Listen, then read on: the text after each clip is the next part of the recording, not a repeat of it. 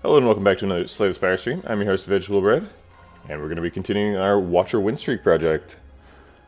Still just have the one win, so gosh darn it.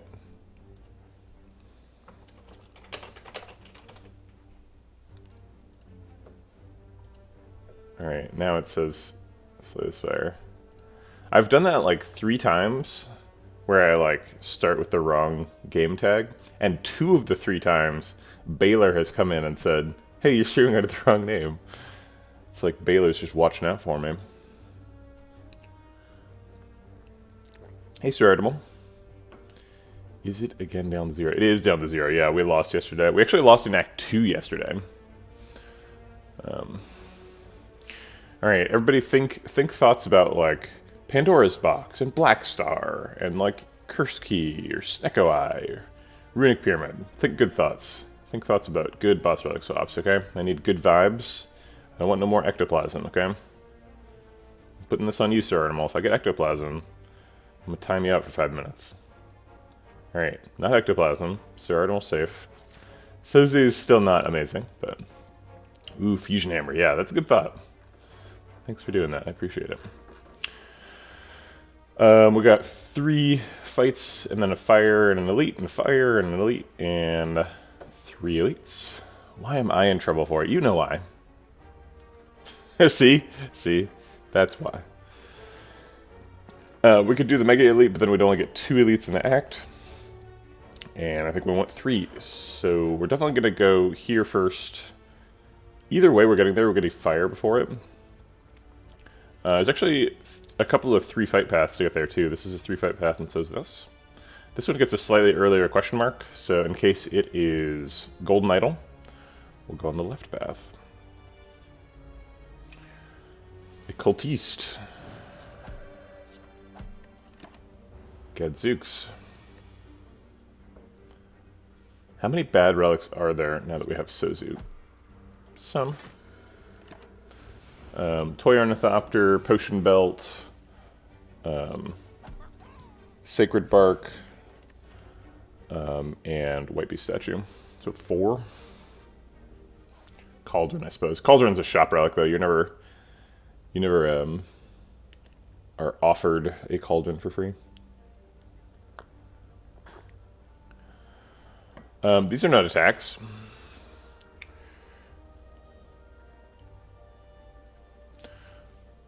We could take a Meditate. Meditate's quite good. Usually, Watcher decks are going to want to Meditate. Fights a little bit with a hypothetical Vault, but it's really good. I think Third Eye is probably the other option here. Third Eye is a block card. Third Eye is also a common.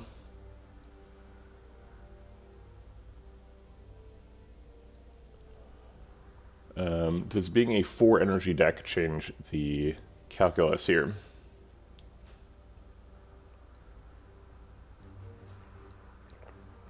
The Meditate Establishment Dream isn't as important when we have 4 energy, although it is still important.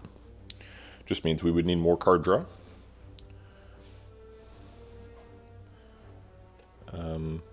Yeah, I think I'm sure you could win with either of these, but I'm going to go with Meditate. It's true, none of them are attacks, which is upsetting.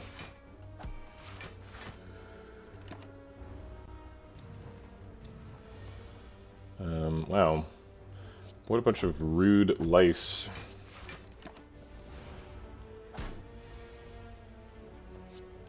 Alright, we didn't take any damage, even though they took their optimal attack pattern. Flurry does quite a bit of damage. We've got a stance changing card. Could take a Flying Sleeves as well. Flying Sleeves is more damage.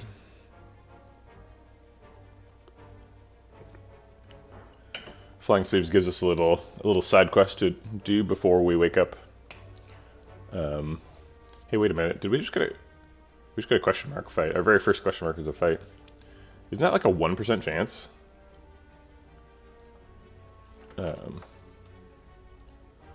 How likely are you to get a fight in your very first question mark room. Oh, 10%. Wow. I was way off.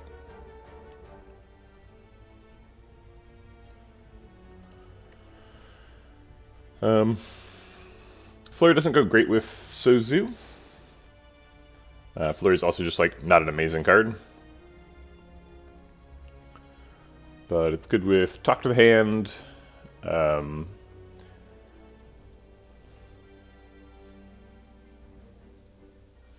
Yeah, Shop is 1%. Or no, Shop is 3%. Treasure is 2%. Nothing is 1%.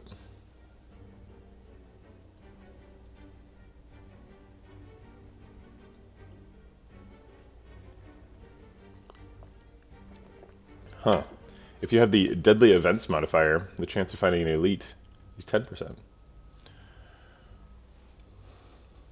Flying Sleeves says retain, so if we get the establishment for the Meditate, Flying Sleeves gets a little bit of bonus juice, a little bit of cross synergy. There's not really many synergies with retaining. It's kind of just Cloak Clasp and whatever that one card that blocks for a bunch. Blocks based on your hand size is an establishment.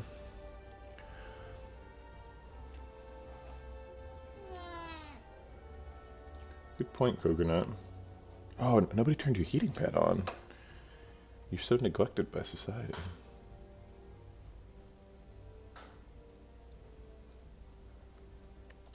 I think I will take a Flying Sleeves. I think it's got better upside than Flurry of Blows. Like, what's the dream with Flurry of Blows? It's like nothing. Flying Sleeves at least does 8 damage.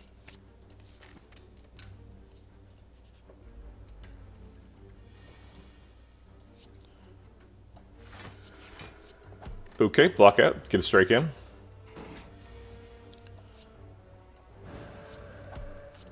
Looking for lethal next turn. If we don't get it, we might get a stance exit. Oh wait, we were guaranteed to get it. Flying Sleeves.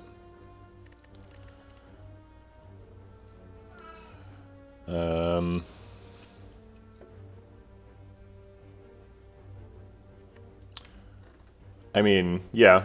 Okay, there is a real dream with Flurry of Blows, right? Talk to the Hand, Kunai, and Shuriken. That's fair. But, like, Flying Sleeves is just, like, any strength scaling in Divinity, right? And that's, like, a lot more common. Like, you're very likely to end up with a relic that does any strength scaling. And, like, Divinity or Wrath mode both make Flying Sleeves do quite a bit. Wreath of Flames is an uncommon. Whereas Talk to the Hand is an uncommon, and both Kunai and Shuriken are uncommon relics. We're not likely to see any of those. I guess we're likely to see at least one copy of Talk to the Hand. I think your expected value from full or zero of seeing a specific uncommon is like 80%. I think like most of the time you see a specific uncommon. Is my feeling. Sometimes you miss one. I see. Yeah. No, there definitely is a dream for Flurry, no doubt. It's just not very strong. We can take a Halt. Halt's quite good. Gonna need another Wrath enter. Maybe take a Pressure Points. We have a Meditate. Meditate makes Pressure Points quite a bit better.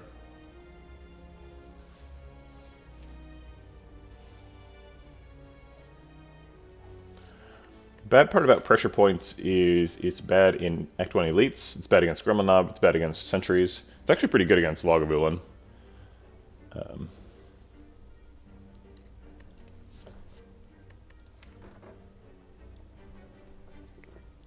Flying Sleeves is okay in a Pressure Points deck.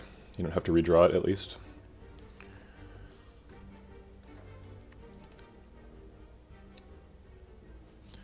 Who's the boss? Slime boss. Probably the worst boss for Pressure Points.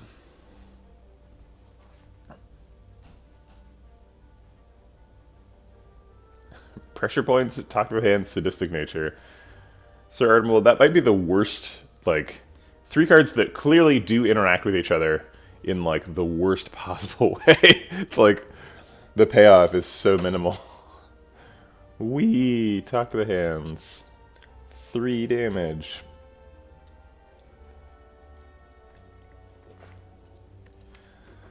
So assuming we don't want to meme, this is a meme.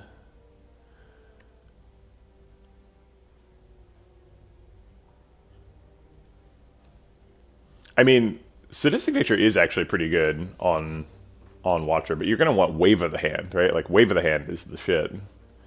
That's what you're looking for.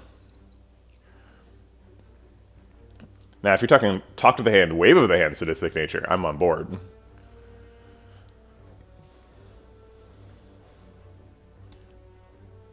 Oh, I see. Okay. Well, what is Pressure Points doing in there? Pressure Points is not part of that combo.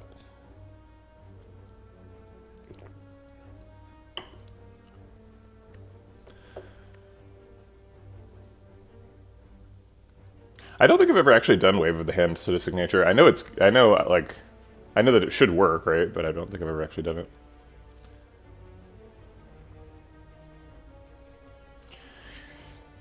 We are a little bit behind the gun here. We need to take some damage. We might only have one more hallway fight before our first elite. We are not ready. And the only damage here is pressure points, so I think I am going to take it. And just hope for a Lagavulin.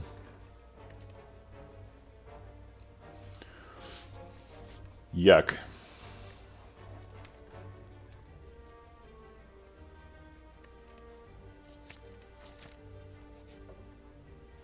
Haha! We could trade it in.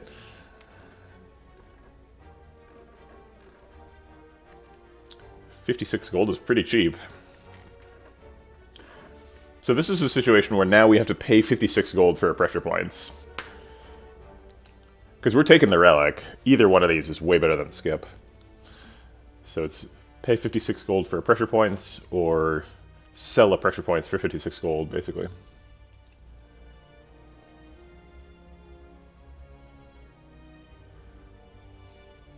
Even if we see a lot of pressure points, though, is it actually good? I think it's not good. But if we don't see an attack here, and this is sentries, do we just die? Like, pressure points doesn't do any damage against sentries. I guess it does with meditate, but I think I'm gonna pay 56 gold for it. Like, I need the damage. I'll keep it. Du Voodoo. Okay. Interesting.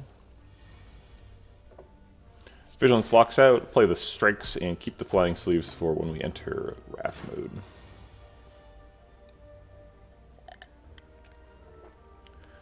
I guess triple defend strike. It's nothing I really want back with the meditate.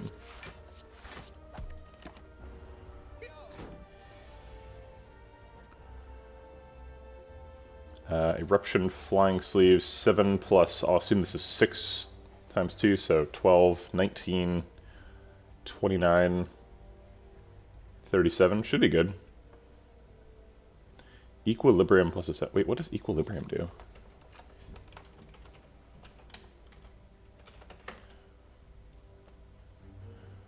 Oh, yeah, that should work.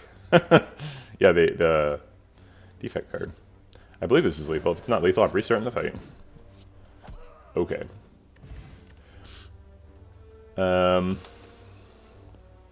Signature move, Tranquility, and Empty Fist. I think it's signature move. We have 4 energy. We picked an attack skill. Du Voodoo is actually quite good with flying sleeves. Pretty happy to see that.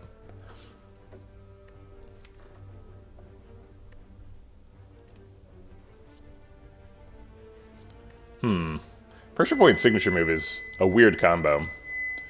Also, I'm baking bread today, so my oven just finished preheating. I'm actually gonna take the dough out and let it rest for about half an hour on the counter.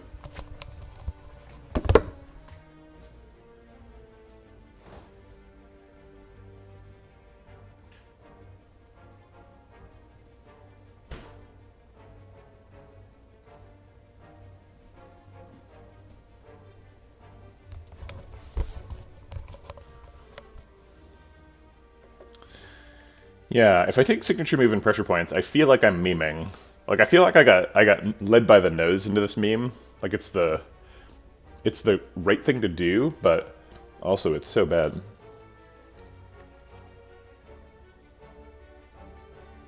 But I need the damage, and signature moves a ton of it. Hey, guitar. Buenos dias.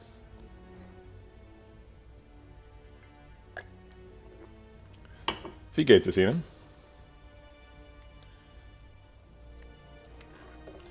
Fine, I'll do it. Alright, we've got an upgrade. Not much to do for healing here. Signature move gets a massive upgrade, 10 damage. Meditate gets doubled, you get 2 cards instead of 1. Pressure points only appears to go up by a small amount, but it self-scales exponentially, so you're gonna want to get that small upgrade if you want to scale it. Hey, Stixie. Eruption getting cheaper would help us play signature move.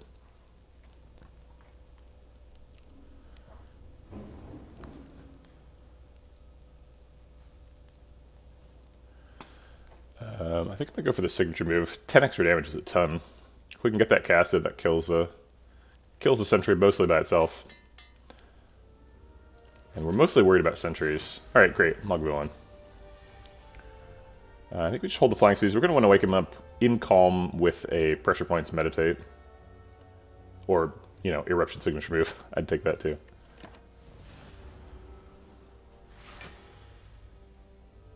Alright, pressure points calm. That's what I asked for. That's what we got.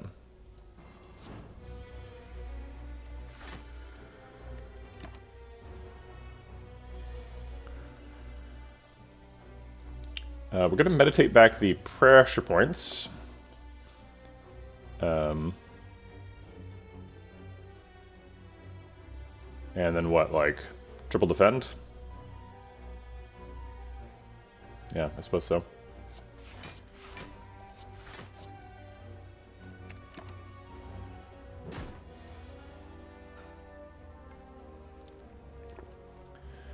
Could play signature move this turn. Oh wait, no I can't.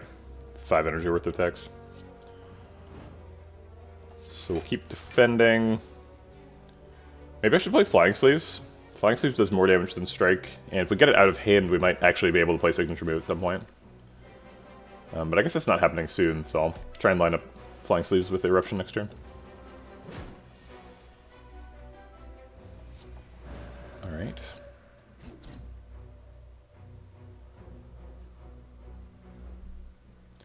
In your humble opinion, what should Go Gorillas mean? I have absolutely no idea.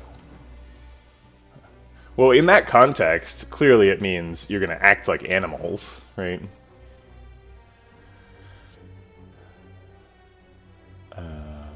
We need to get lethal next turn. Do we need the extra 5 damage? Do we, like, triple attack, or do we defend double attack?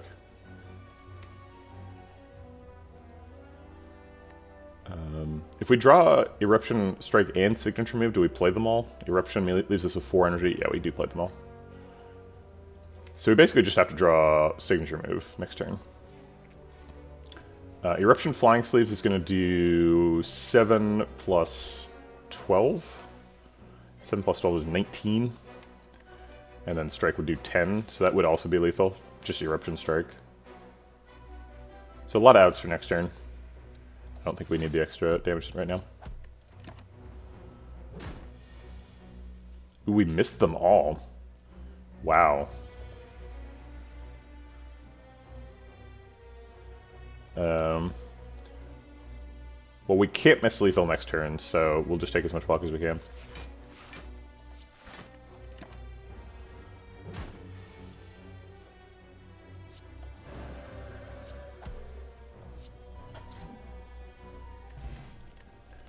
Huh. Darkstone Periap Duvu. Interesting. There's a Tantrum. We've got a Meditate in the deck. Seems like we could use an extra Wrath Enter. We need more damage. If we get a Rushdown, that helps us draw the pressure points. Okay. Gonna need to rest here, I think. Before we go fight another elite. Ooh, a Shuriken. Okay. Alright, guess I should have picked the Flurry of Blows. My bad.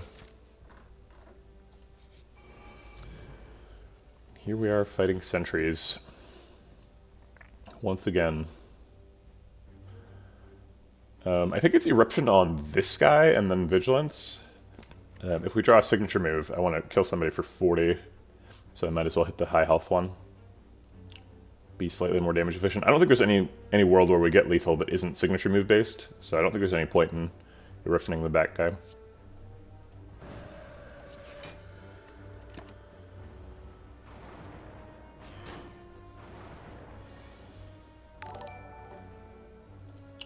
Thanks for the follow.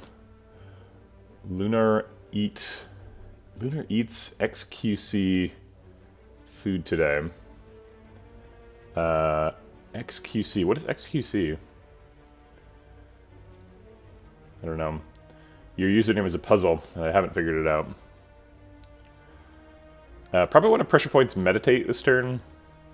Probably defend as well. So that leaves 1 energy for striking.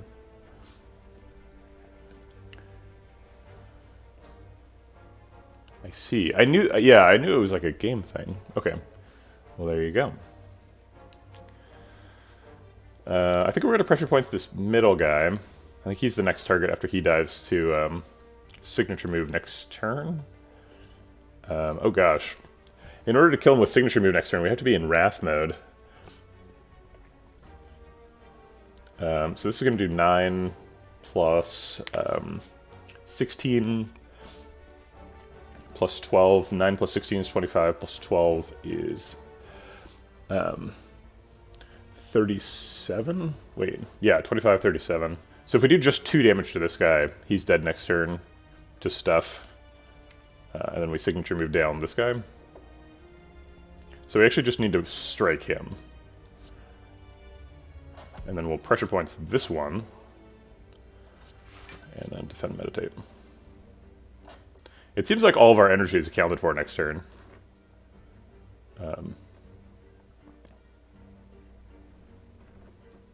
Wait, should we be... Should we take back, like, Vigilance? We're gonna play Tantrum. That puts us on 5 energy. 4, 3, 1. I guess we are gonna pressure points. Okay.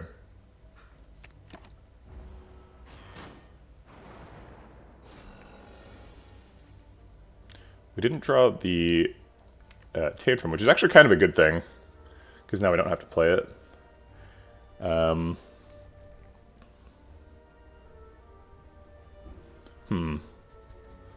Well, how do we want to play this? 10, 12 damage, or 10, 17 damage, plus 41. Pressure points is always going on him. We can't block, so we should probably kill this one. So I guess we Flying Sleeves and strike on this one, and then signature move the middle one. So we do 17 damage, he goes to 26? No, 16. We can draw 16. It's possible. Crap. Good point about the energy. I was relying on the Tantrum energy, which doesn't exist. Okay, this turn we started with Eruption on this one, and Vigilance.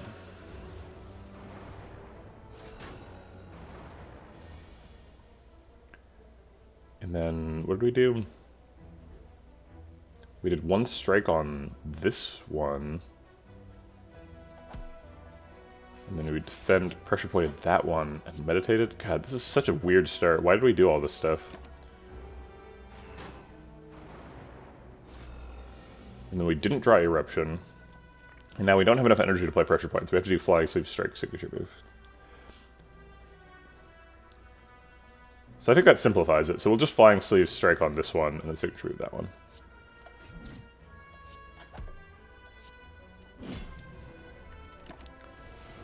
Alright, gonna need to draw some damage here.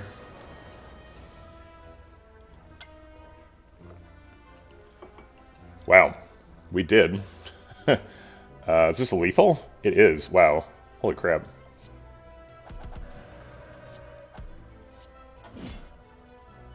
We drew all the damage, and it saved us. There's a talk to the hand. Wreath of Flame also technically is something we talked about comboing with Flying Sleeves, but it's no talk to the hand. And we have Shuriken, so talk to the hand plus Shuriken is Was that a great fight? I feel like I messed up like a lot. I feel like I took like an extra 10 damage from that fight or something. Talk to the hand Shuriken is kind of the dream, right? We just want to play a bunch of attacks, and then we scale our strength and block out, kill everything. The signature move and the pressure points look super wacky now, but, you know, whatever.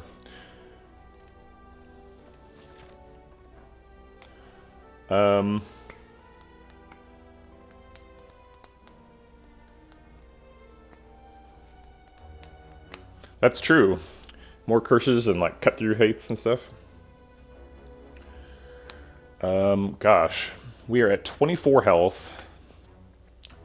How good are we at dealing with hallway fights? Do we take a sort of suboptimal shot just to dodge a hallway fight?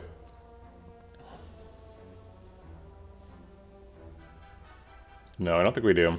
I think we'd probably just sort of wimp out of this elite fight and do three hallways and then a question. Let's see, we just fought sentries, so it's going to be either Lagavulin, which we just like totally clown on Lagavulin, or Gremlin Knob. I guess we're pretty good at Gremlin Knob too. A signature move generally ends him. Maybe we can go up the middle. I guess we'll do these hallway fights and then see where we're at. Pressure points does not trigger their curl up. It's not an attack. So we can kill the 14 health one with these, and then double defend, take 2.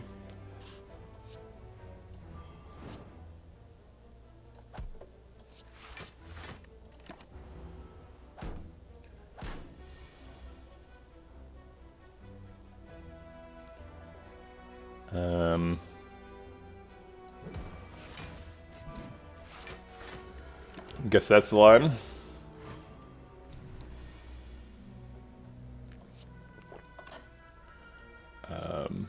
Huh. Weak is not affecting Tantrum. Oh, it's because we have an extra strength. That's why the number's white. It was affecting it.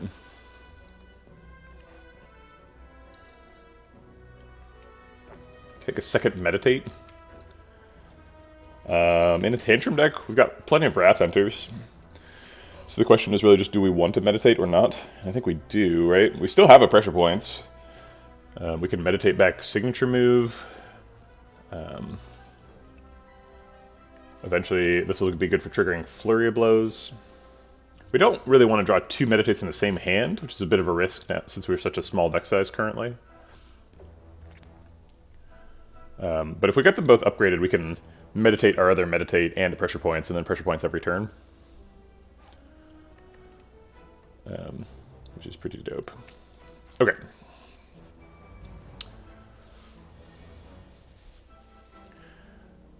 We can Eruption Meditate, but that would involve us taking 6 damage, and I don't want to. So I think it's Defend, Defend, Meditate to Defend. Or we could just skip Meditate, but I guess Meditating and Defend is better than nothing.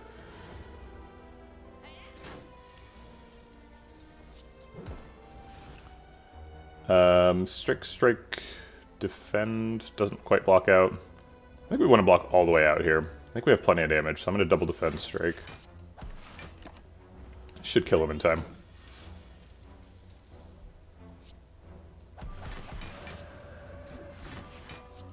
Plenty of damage. Alright, got ourselves a fruit juice that we can't have.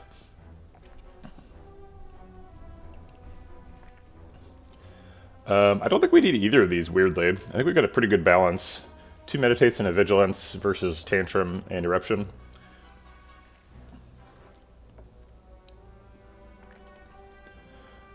I think we're fine. Third Eye is an option. Currently our only scaling block is Talk to the Hand.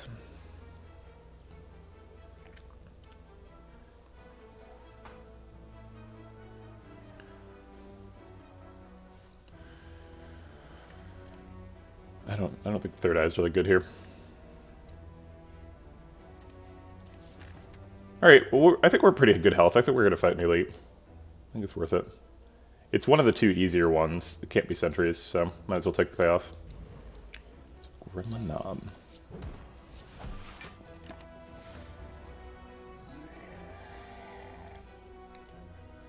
Darn. We drew 5 energy worth of attacks in a signature move. That's a bummer. We're going to have to redraw a signature move. Flying Sleeves blocks out, but I'd rather play Flying Sleeves when I'm in Wrath mode. But I guess I want to block out and get a Strength as well, so...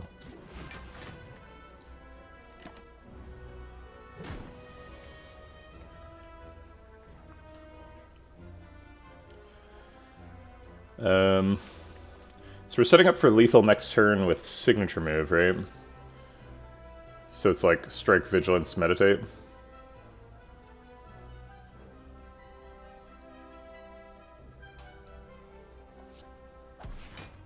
Does this survive? We are currently at 23, so we only need this to be plus 2 health. I'm pretty sure it is that.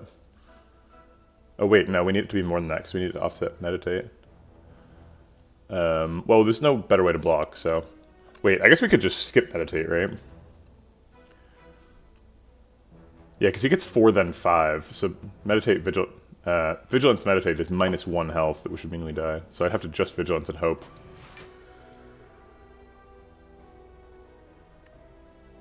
Yeah, we're only surviving at 3, we can't afford another one. So we really need to redraw signature move or die. That isn't it. It might be enough, though.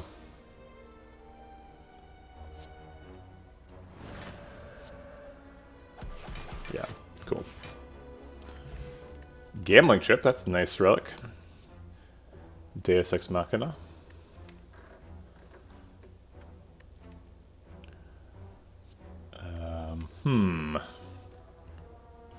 Deus Ex helps us play signature move, which is a big goal for the deck.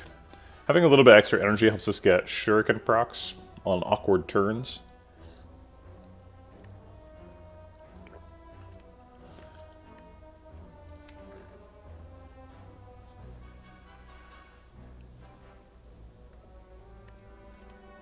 Yeah, I think Deus Ex is probably good. Okay. Now we just have to perfect a hallway fight in order to make it to the boss. God, Gambling Chip is good. Alright, we need, like, Vigilance Defend, so we'll get rid of everything that isn't that.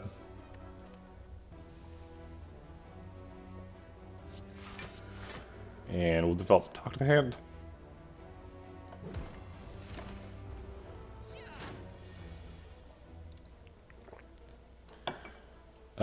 Flying Sleeve, Strike. Why not Tantrum and Signature Move? Because I don't have enough energy to Vigilance Defend and Tantrum Signature Move. I guess Tantrum Signature Move was just lethal, huh? Hold on, let me restart this fight. If I had lethal on turn 1, I did not intend to miss it.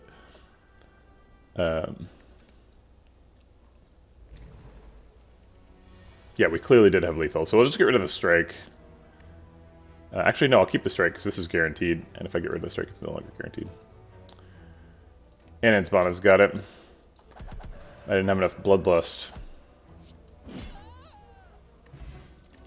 Doing 100 damage on turn 1. Much better than messing around.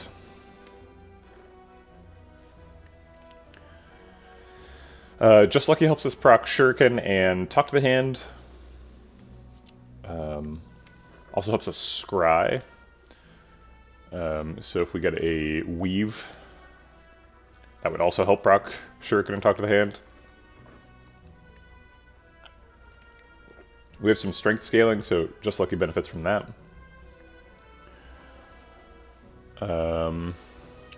Simmering Fury draws us extra cards. I do like a Simmering Fury Meditate turn. You spend 2 energy and 2 cards to draw 2 cards and gain 2 energy.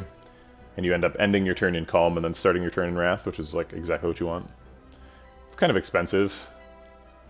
But pair that up with a Rushdown and you're drawing a 10-card hand. which feels pretty nice.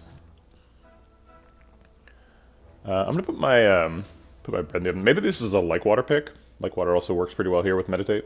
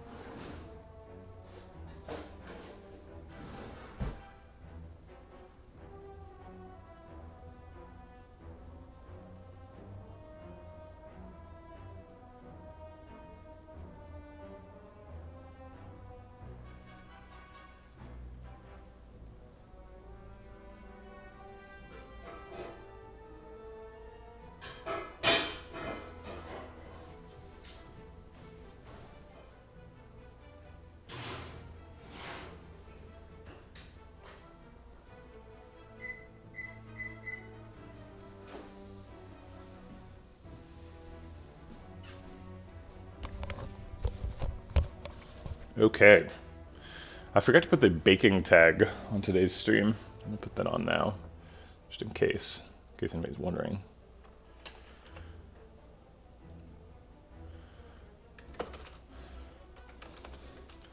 I usually just make sourdough, so I'm making sourdough again this morning. My wife bought some rosemary for me to put in there, and I totally forgot. So there's rosemary sitting on the counter, but not in the bread.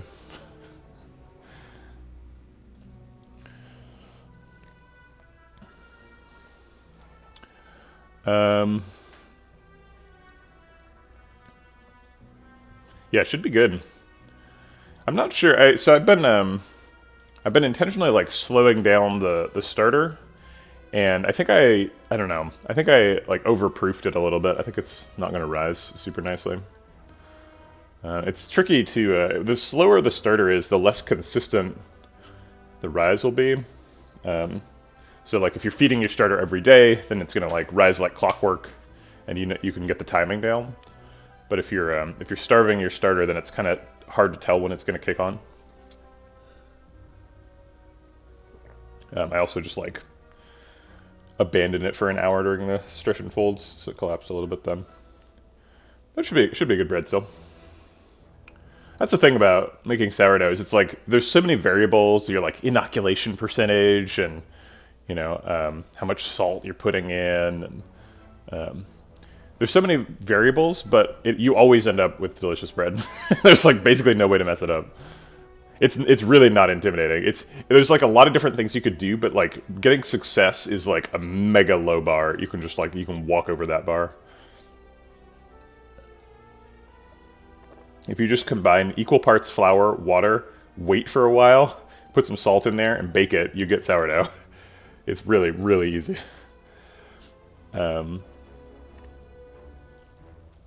Exactly, yeah. A lot to learn, but very easy to get success.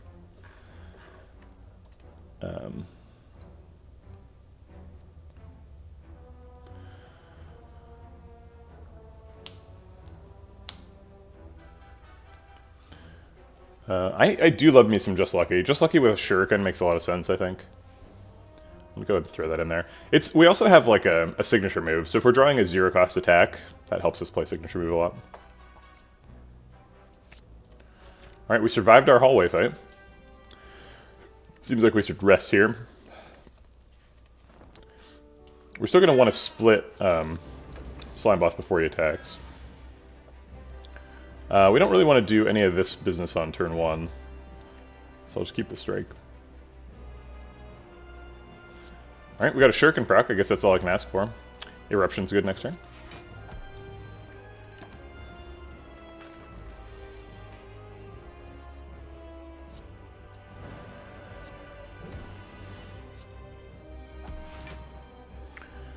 Are we like double miracling to get a meditate, or to like meditate into pressure points?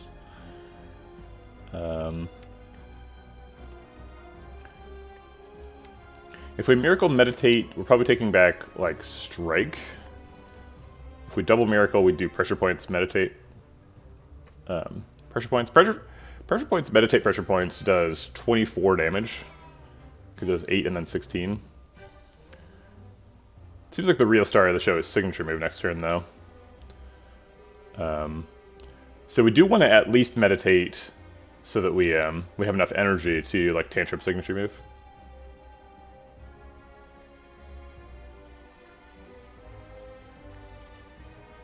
Oh, that's true. It's wait, we can't do 16 though. What are you suggesting? We can't pressure points twice this turn. Meditate ends your turn. So just pressure points 1. He'd go to 83, which is in the happy zone.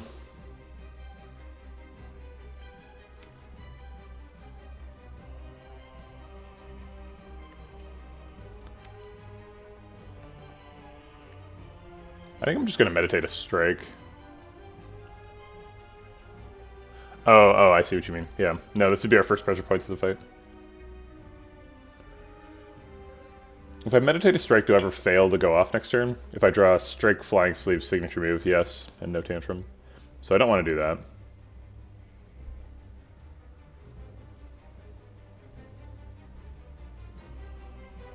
Alright, I guess I just do miracle pressure points then. Yeah, miracle pressure points never fails, because then if I draw all the attacks, that's 5 energy, and I have 5 energy. Okay. Does a little bit of extra damage.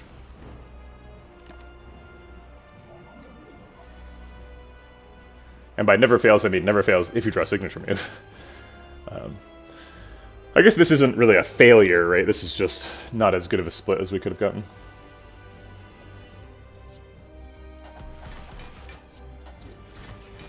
He says splitting slime boss at 1.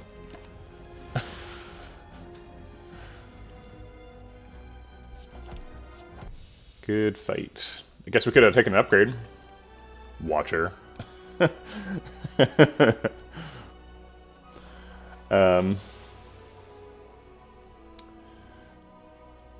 Vault, I've heard is good. Wish would give us a little bit extra strength scaling, give us a jump start on our shuriken. Ragnarok helps us pay off the shuriken. So are we trying to build strength, or pay it off, or just vault? We don't have anything that really like develops when we end our turn. We don't have like a Sands of Time or Establishment or anything. We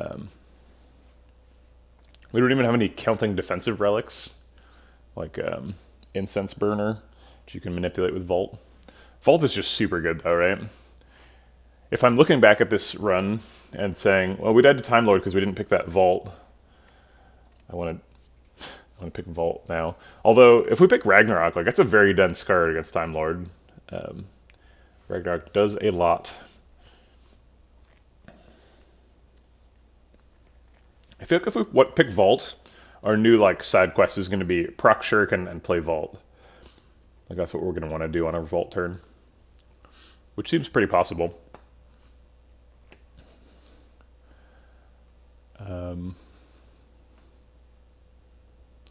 Wish lets us meta scale so we can get gold. I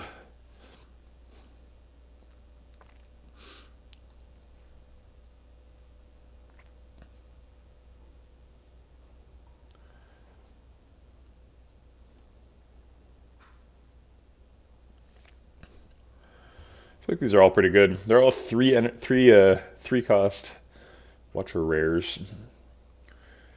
So we're probably going to take either an Energy Relic or a Snecko Eye here. I hope it's a Snecko Eye. Snecko Eye and Gambling Chip is so nuts. If we think it's going to be Snecko Eye, we should pick Ragnarok, right? Playing Ragnarok for 0 and getting a Shuriken proc out of it is insane.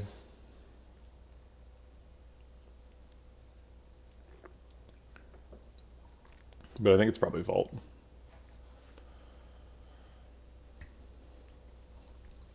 What if it's Pyramid? Do we pick Pyramid? Pyramid makes signature move really hard to play. We already have a Meditate. We don't really need Pyramid. Do 2 Meditates.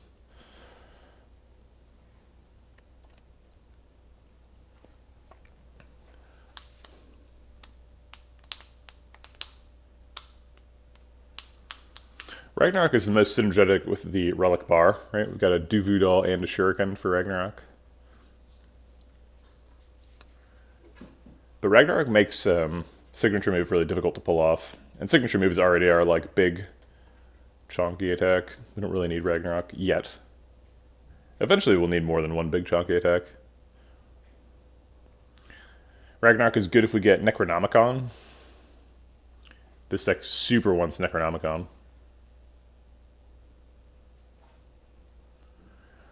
Shuriken Necronomicon is like surprisingly good.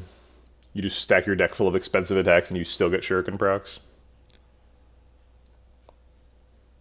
It's kind of gross. I think it's probably Vault though. There are a lot of reasons to pick Ragnarok.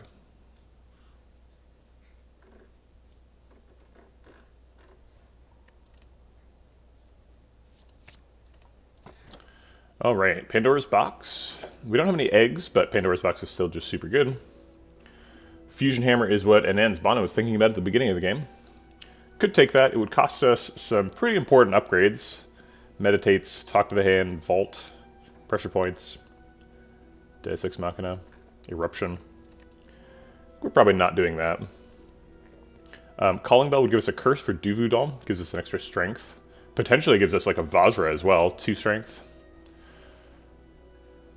Could get a Kunai. Scale everything. Best case scenario is like Preserved Insector Vajra and then Kunai and what? Gira, just get all the strength. No, it's probably like Fossilized Helix.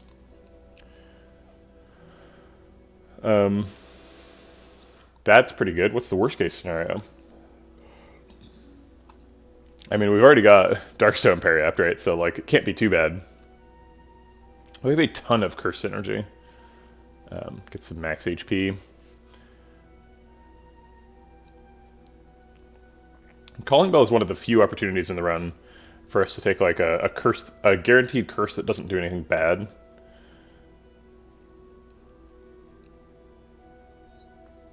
It's part of the reason Necronomicon would be so good. We'd get an extra strength from Necronomicon too.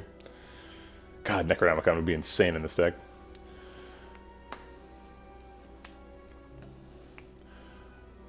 It is up against Pandora's Box, though. Pandora's Box is no slouch. We've got all of our Starks in defense. Pandora's Box probably helps us set up Shuriken better. Might find an extra pressure points. Getting 2 pressure points is definitely something we're interested in. We might find a bunch of stuff that screws up signature move, though. But we also might get, like, no attacks back, and signature move might be, like, super easy.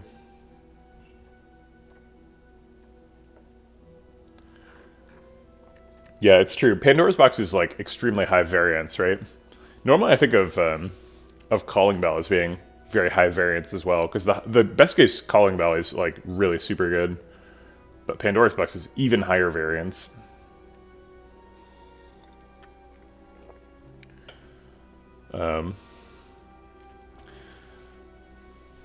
So there's kind of two ways to think about big random swings in the deck.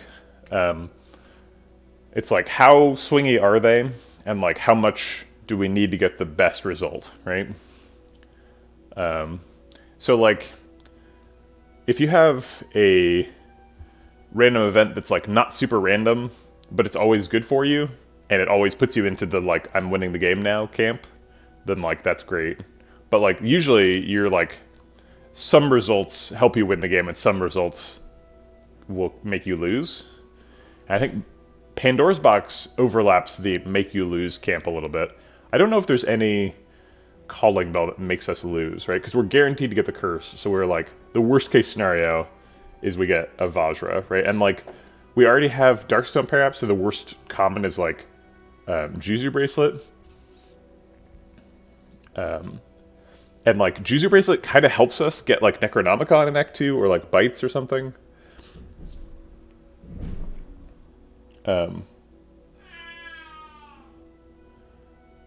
We have Matryoshka too, so Juzu like slightly helps that.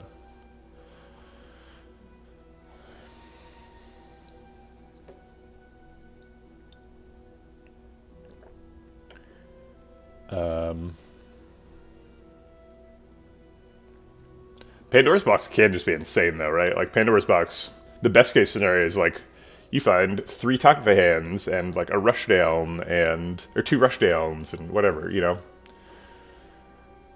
You like win the game on the spot with a good Pandora's Box. But a bad Pandora's Box is like, I don't know, you have 8 copies of Protect now.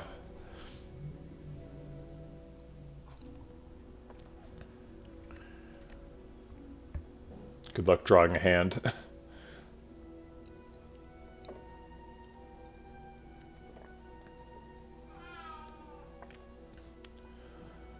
I think I'm gonna go with the bell. Dong. Happy Flower, Courier, Unceasing Top. Wouldn't say that's like a good result. Get a little bit of energy. Courier's probably pretty useful with 300 money, so that goes up to effectively like 450, which is like pretty nice. Or not 450, sorry. 360. So that's good. Unceasing Top is never going to proc. That's just the way it is.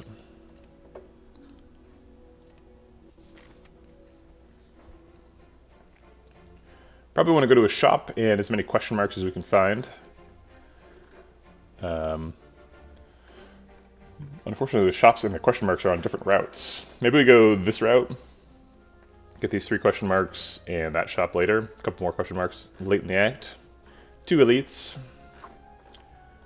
The other way to get shop is go this way or that way.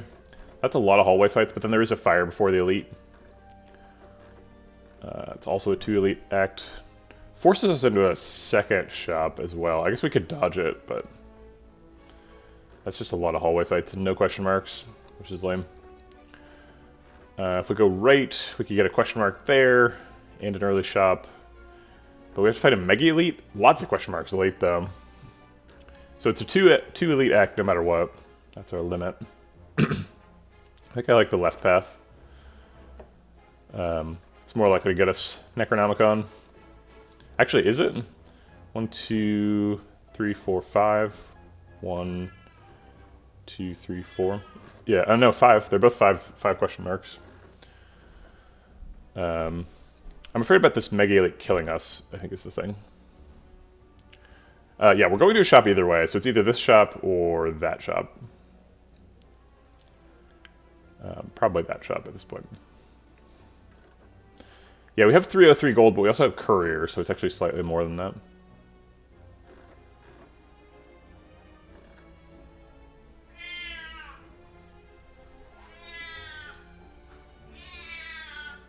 Hey, what are you doing?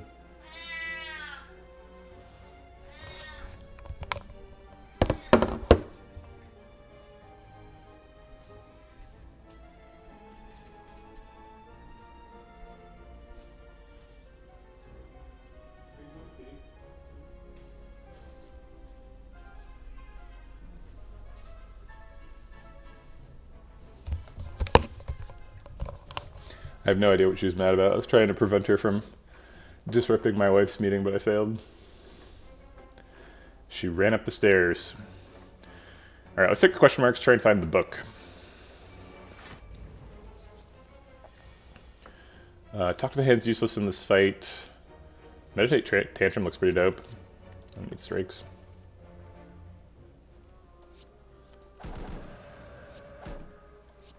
Oh, right. That's how Meditate and Tantrum interact.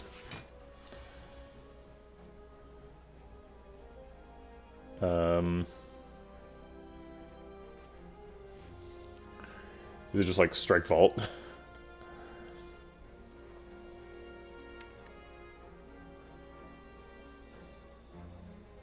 Yeah, it's just Strike Vault.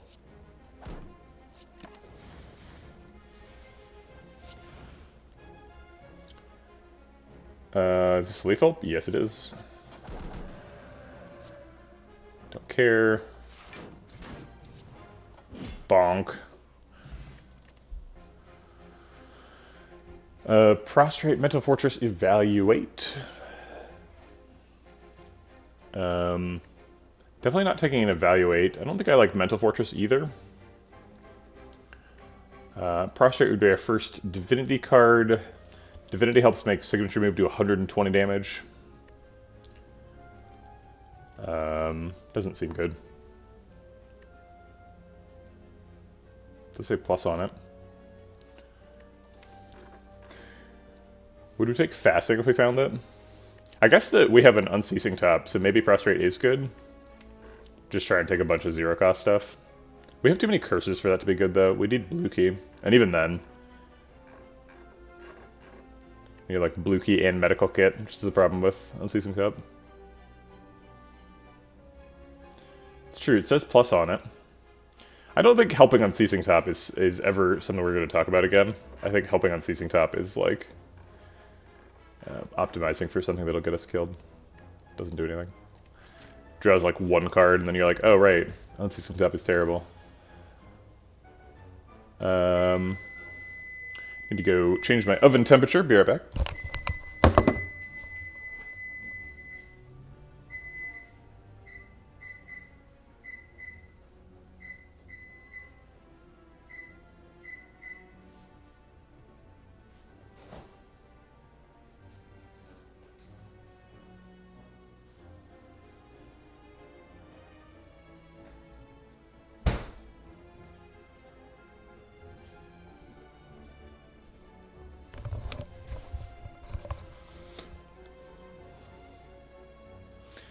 Right, yeah, we'll be lucky if top doesn't decide to like screw us out of something important later. Maybe we'll just want Tantrum to knock somebody down. Ouch. Tantrum Just Lucky does knock somebody down.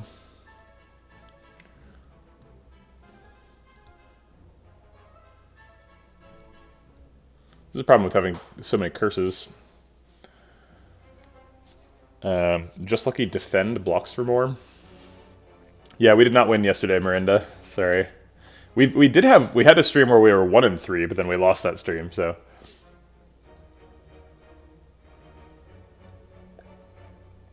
We lost that streak, rather. This looks like a pretty tough fight. So if we Just Lucky Defend, we block for 5, plus 2 is 7. They're hitting for 18, we take 11 health points of damage.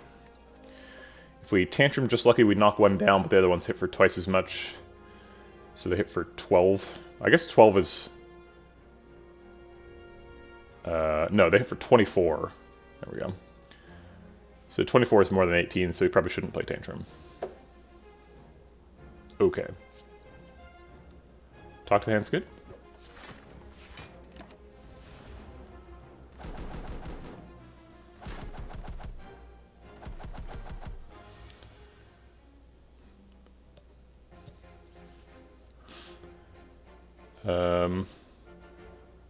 Let's see. I want to play Pressure Points Meditate for sure.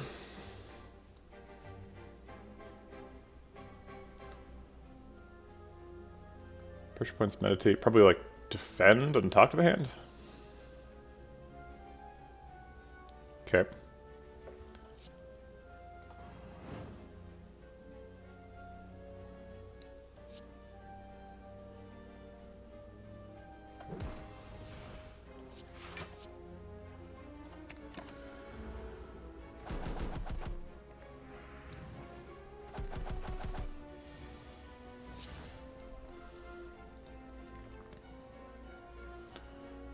We can Pressure Points Vault.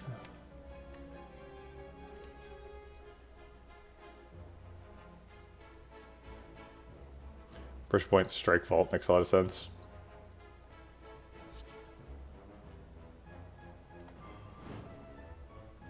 We'll strike this one, try and knock him down next turn.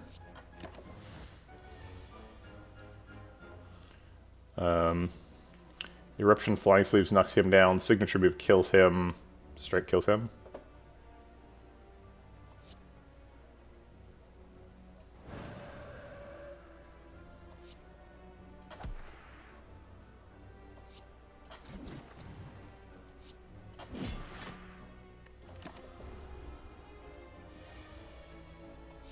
Okay, that wasn't too bad. Did definitely take some damage. Inner Piece draws a bunch of cards. No,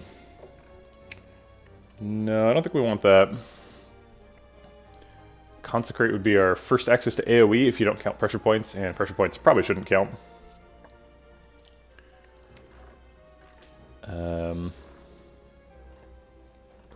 So attack that costs 0, procs talk to the hand, and shuriken. We've got 2 starting strength, so it's 7 AoE damage. You can convince that to kill some slavers.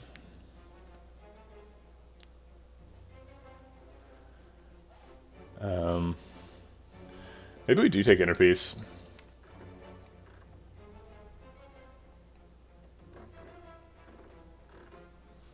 What a crappy deck.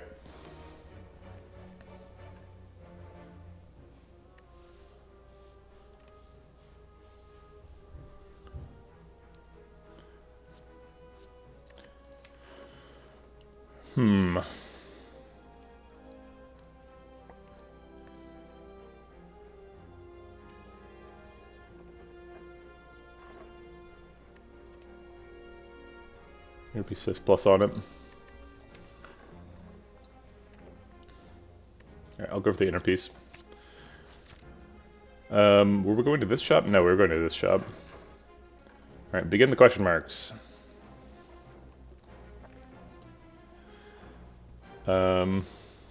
I don't hate transform 2 cards here. We've got so much strength already, I'm not really sure what the point of taking 3 more is. I mean, I guess it lets us blow people up on turn 1, right? 5 strength on a Flying Sleeves. Whoop-pow! Tantrum. I guess just like, because we have Gambling Chip, being able to like Flying Sleeves Tantrum on turn 1 is like not an obscure chance, so I'll take the Mutagenetic Strength. Maybe we get an Orange Pellets, rush down.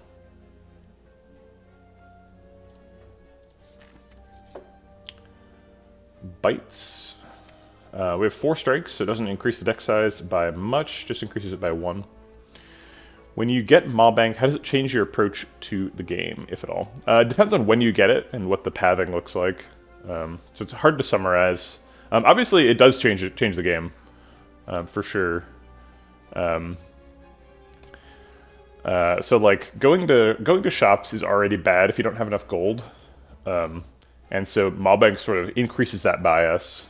So like if you're offered a shop at like 180 gold, like sometimes you would take that, but with Maw-Bank you would be disinclined further from taking that.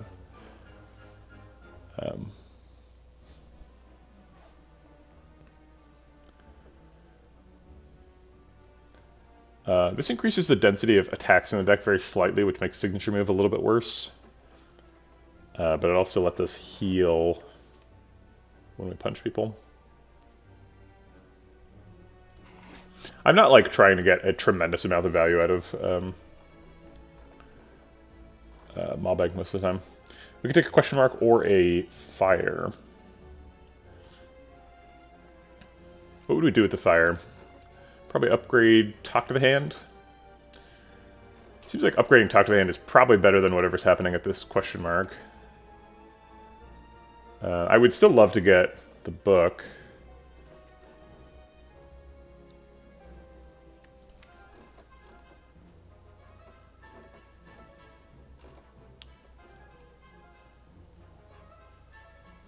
Do you have sort of a baseline of, I will not go to a store unless I have X gold or more? I don't think I would phrase it quite like that.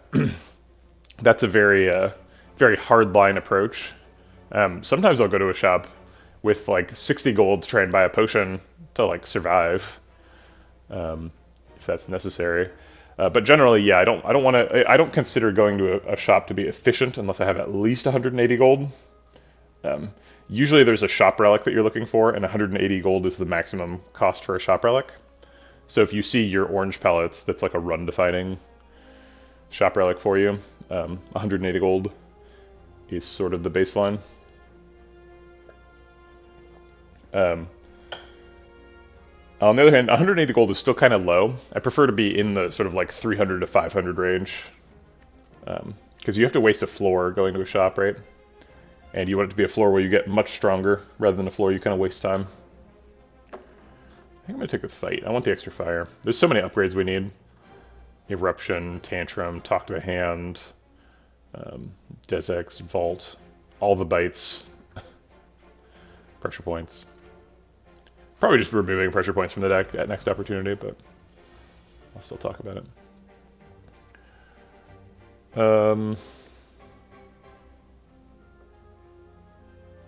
Let's see. So we want to... This is actually a fine hand. We can play all the cards that aren't pressure points and do a lot of damage. Heal for 4. Get a strength proc, play signature move. Seems good.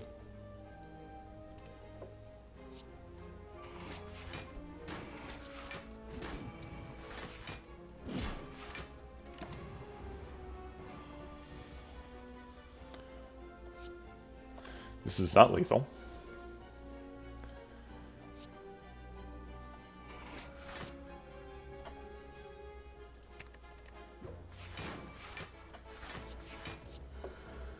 Oh my god. Unceasing tap. Alright.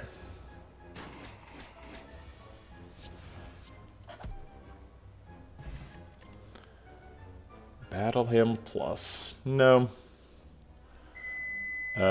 Need to go vent my Dutch oven.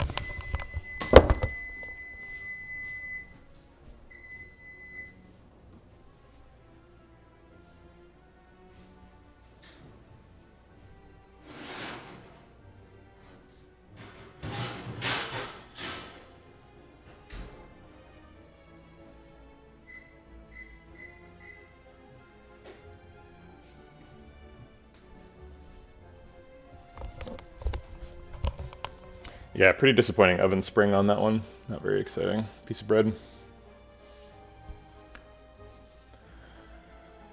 I often get the argument that you shouldn't go to shop with low gold in case you get the relic you want, then lock it out. But isn't that a poor argument because you're increasing your odds of seeing it next time? Yeah, that's not the argument that I was making. Yeah, I'm not worried about seeing a relic and not being able to buy it, because like you're saying, the randomness is unknowable, right? You're either going to see it or you're not. So you can't, like... It's not helpful to try and make decisions based on that. Oh, okay. I see. Yeah. Okay, fair enough. Yeah, no, that doesn't matter. Right, the floor efficiency. Yeah, that's my argument. But it seems like Deep Sleep knows that. Yeah, it's tough to convey, like, probability stuff. People reject that sort of conversation. I'm not really sure why.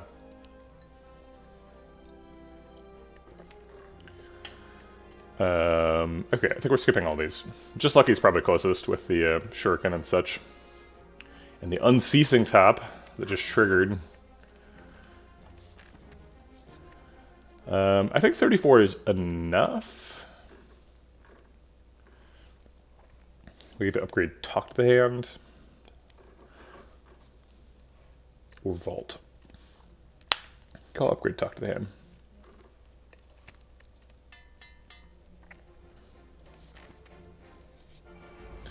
Book of Stabbing. It says we feared. All of it, or do we keep Tantrum? Tantrum does so much damage this turn, I guess I'll keep it. We do have Tantrum and Flying Sleeves, too. It's a tremendous amount of damage.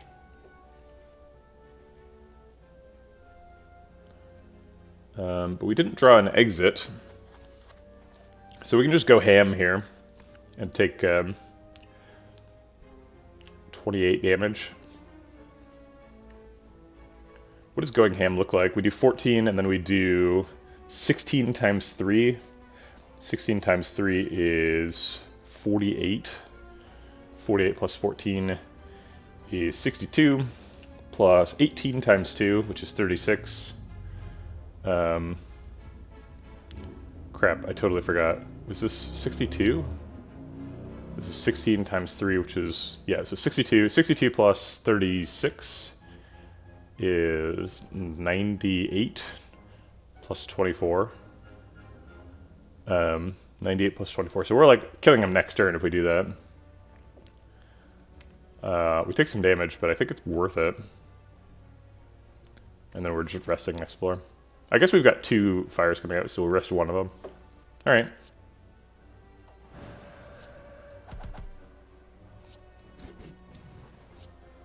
Oops, I'm going to restart that to do the flying sleeves last.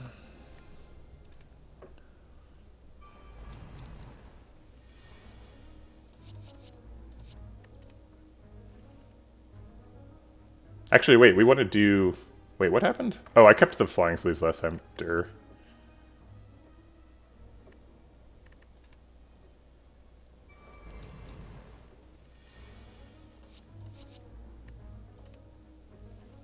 Okay, so we're actually going to do the tantrum last. So it's the eruption, bite, flying sleeves, tantrum.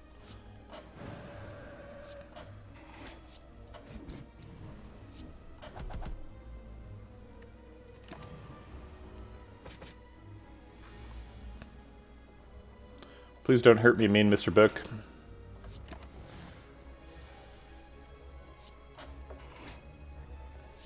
It's a pressure point stack.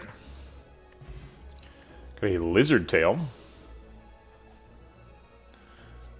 Flurry with shuriken. I expressed some regret about not having flurry. Was that sincere? Do I actually want a flurry? Got to talk to the hand. 2 meditates, a vigilance, and an inner peace versus tantrum and eruption. Seems like there's a lot of stance changing going on. Could take a flurry.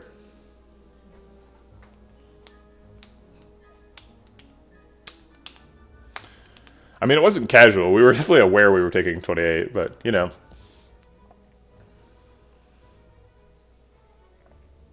We won the fight.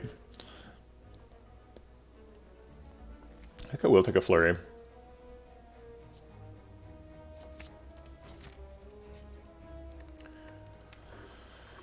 I think we rest at the first one. Let's see, if we get a fruit, it doesn't matter. Oh, it does matter. Alright, so we upgrade at the first and then rest at the second. So we upgrade Vault. Maybe Tantrum. Meditate. Pressure points. Bite. Deus Ex. Eruption. So many options.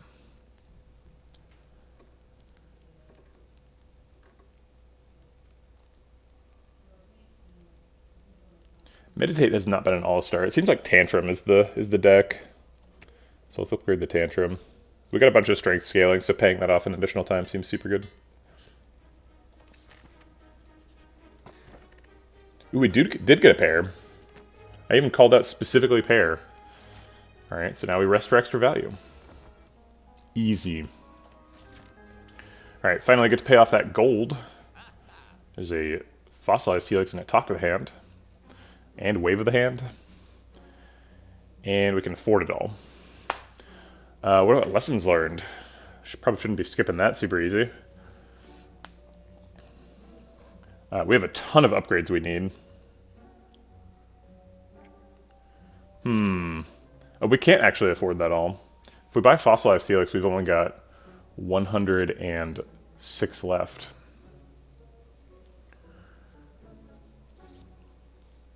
What if it's like lessons learned, talk to the hand, wave of the hand, card remove?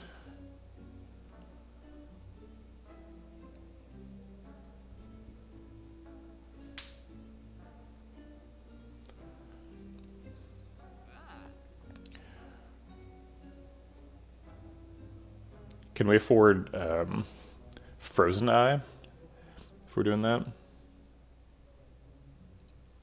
Yeah. I think it was pretty clearly the right line to take 28. I mean, we're a super aggressive, like, strength-based turn 1 watcher. So, like, taking 28 turn 1 to Book of Stabbing is, like, totally normal. I mean, Book of Stabbing is going to hit you for 30 at some point, right? It's either, like, you know, on turn 1 like it was there, or it's later when it's like, He's hitting it for 7 times 6. ... I guess we block for 12. Actually, Stixie, no, we cannot get pellets. The replacement relics from Courier will never be shop relics. So this one's a shop relic, but we only see 1 shop relic per shop. You cannot scroll through them with Courier.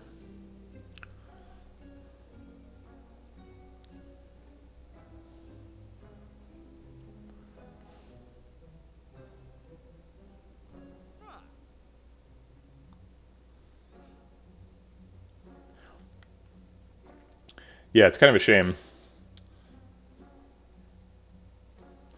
Similarly, like if we buy this card, we don't get a power back, but the rightmost card in the shop is always a power.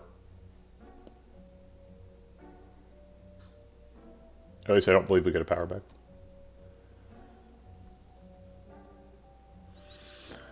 59 plus 66 is 125? No. Yes, 125. Plus Wave of the Hand would be 190. Plus Card Remove would be 250, which would not leave enough for Frozen Eye.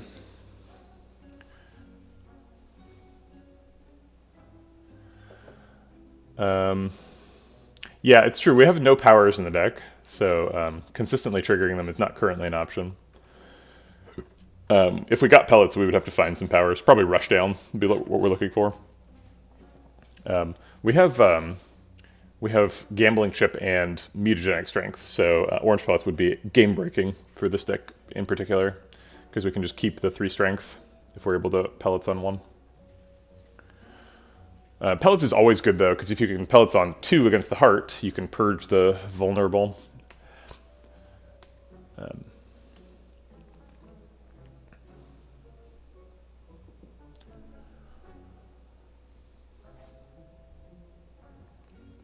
I always say purge the vulnerable or block the vulnerable, and it's like it's true the vulnerable is the most important, but doesn't he also frail and weaken you?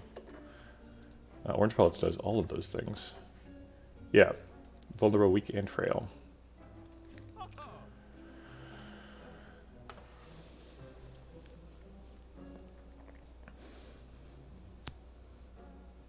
So maybe we skip the card remove. Talk to the hand, lesson learned, wave of the hand, Frozen Eye.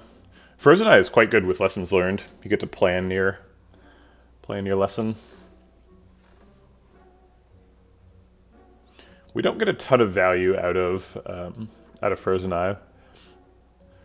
We don't have very much card draw. It's basically just the Just Lucky and the inner piece. So I think we're probably skipping Frozen Eye. So maybe it's like maybe we just save some money. Lesson, talk, wave, card remove. We don't have enough for the bomb. Hey, Glade Pixie. Excuse me just a moment.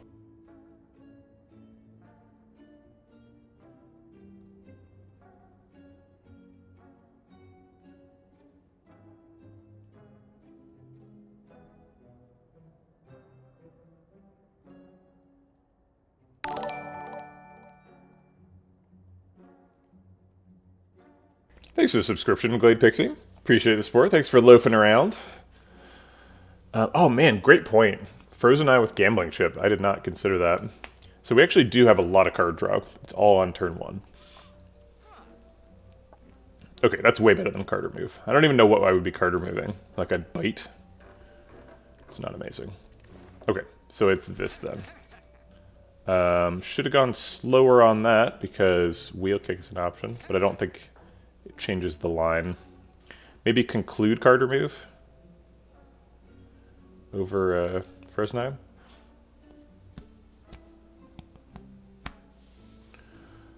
Eye. Conclude's pretty nice. We're literally like right about to go fight an Act 2 Elite. And if it's like, if we can go into Wrath and then conclude on turn 1 against Slavers, we could just almost win on the spot.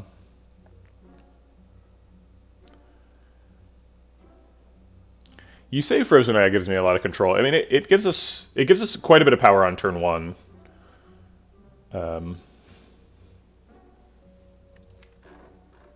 Yeah, I think it's worth it. Okay.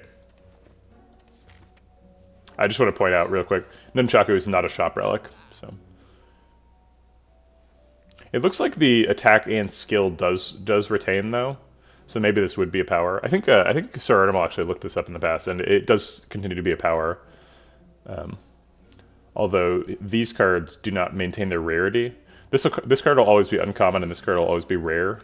But if you courier them, this one won't necessarily come back rare. Elite and 2 question marks, or double fight elite. I think it's pretty clearly elite 2 question marks. We're still looking for Necronomicon.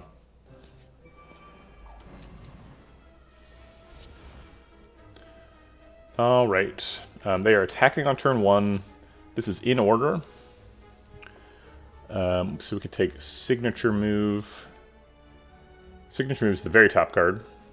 Could draw all the way up to pressure points if we got rid of the whole thing. If we don't want to get rid of Miracles, we'd draw these 4. You beat the heart with Silent for the first time a couple of days ago. I had a sweet Shiv deck and dodged Time Lord. Hell yeah! That's the way to do it. Well, Marinda, I bet you knew that it always has 2 colorless cards, right?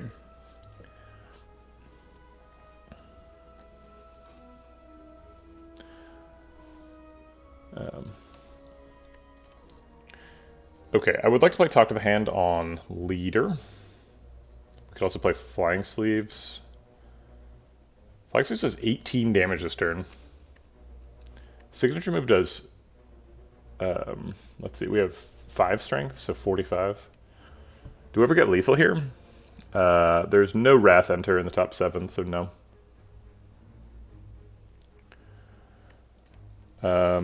Be nice to do Wave of the Hand with the Talk to the Hand. So if it's like Talk to the Hand, flying, Wave of the Hand, Flying Sleeves, and we're distributing some weak. I need to go take my bread out of the oven.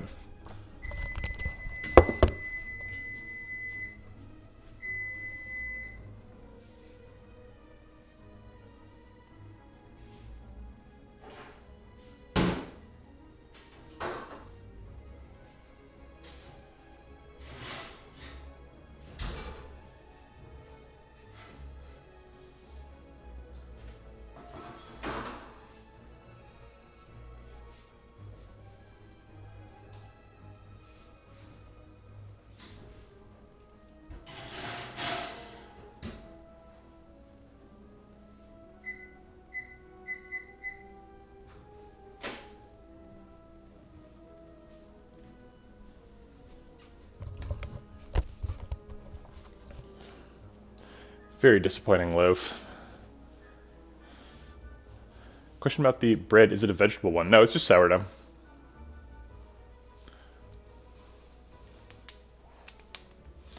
Okay, so Talk to the Hand, Wave of the Hand, I think is happening.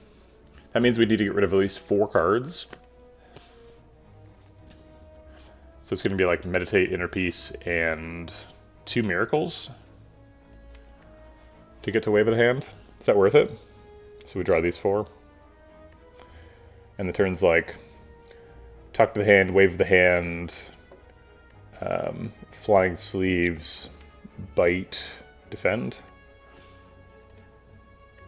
Talk to the Hand, Wave of the Hand, Flying Sleeves, Defend, Bite. Seems okay.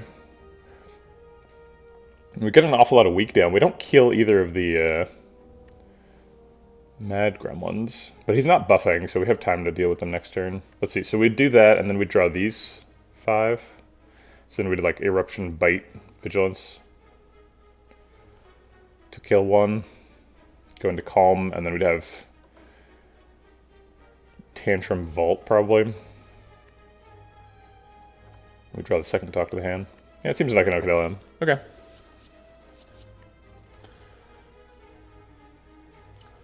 Alright. Talk, Wave, Defend, see how much they're hitting for. So it's 12 plus 6 is 18. Yeah, I have a sourdough starter.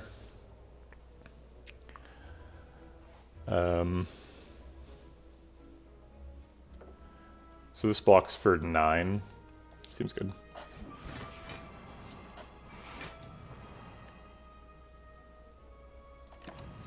And gets a proc.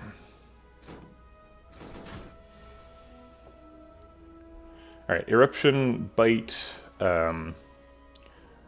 does a heck of a lot of damage.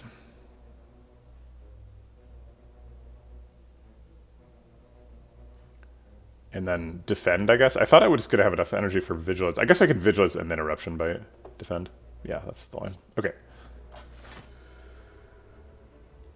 Maybe instead of Defend... my oven's done preheating. I'm going to let that soak in a little bit. Maybe instead of Defend, we Pressure Points to kill one of the gremlins. So we like bite Pressure Points on this one and Eruption on this one, so he's at 10.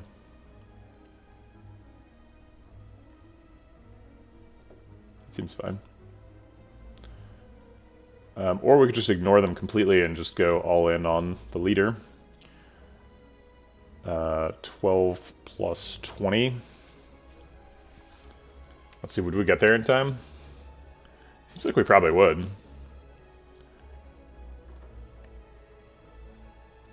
Let's see, the goal is to kill him with this Lessons Learned, right? Lesson Learned. So this Tantrum's going to hit for 3 extra, and we're going to be in Wrath if we end in... I guess we're going to be in Wrath no matter what. So it's going to be hit for 6 times 4 naturally and 12 times 4 practically.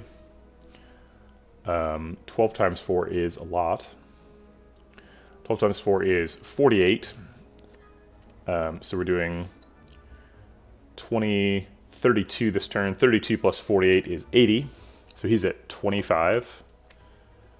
We vault, draw this hand. Yeah, I think we just go all in on leader here. I think we ignore the Mad Gremlins.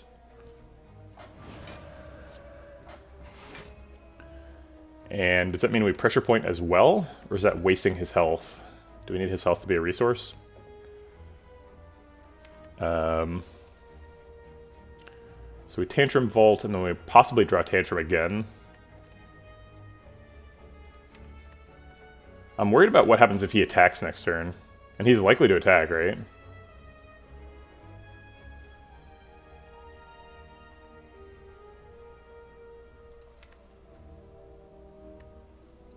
Maybe I should have killed the Gremlin. If I killed the Gremlin, he could choose not to attack. Alright, I'm gonna take the damage.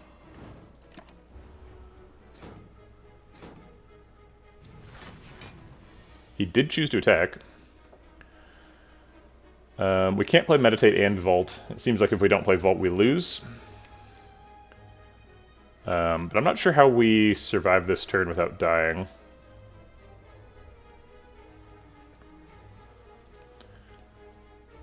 I guess we just redraw Tantrum, right? If Tantrum's... So we have like a 50-50 here. If Tantrum's in the top 5, we win. Tantrum's in the bottom 5, we lose.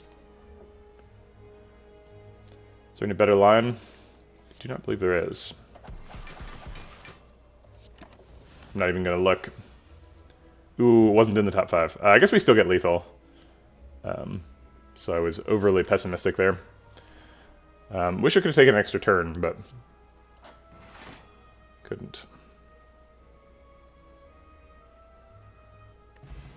Incense Burner? You don't say. Flying Sleeves Plus is actually pretty good with Shuriken. We've already got a lot of strength scaling, so this hitting twice is a pretty big deal. And just helping us get... Having a retained attack helps us get Shuriken procs on the turns where it matters. Also, with Frozen Eye, we should know exactly when Flying Sleeves is appropriate to play. It also just says plus on it. I'll take it. Alright.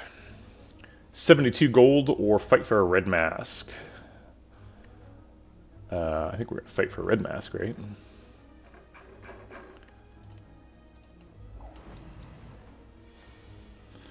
Okay, let's take a gander at the old draw pile.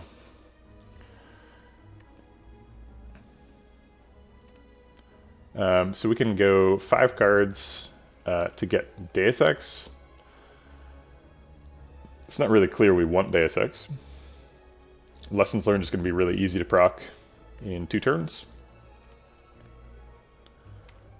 Pretty easy to get rid of Flurry. Although I guess 22 plus 9 is a significant amount of damage. Yeah, so if we want lethal on somebody this turn, we probably keep all 3. And then we just get rid of 2. Draw these 2. Is that enough to kill Bear on turn 1? I think it is.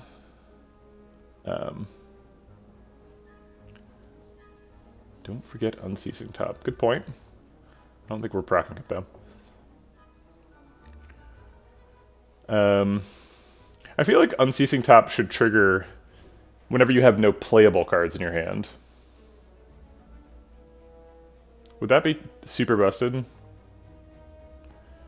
If you just, like, draw until you draw a playable card?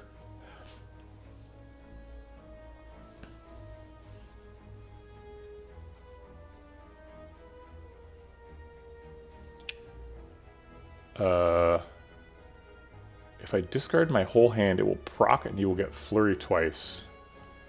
Is that true? If I discard my whole hand, it'll proc, so I would draw 1 card and then draw 5 cards, so I'd get up to Inner Peace. Is that what you're suggesting? I don't think that's how that works. I'm going to science that before we decide. I'm just going to see if that is how that works. So we're discarding 5 cards. If we draw 6 cards, then Unceasing Top has procced. Yeah, we drew 5 cards.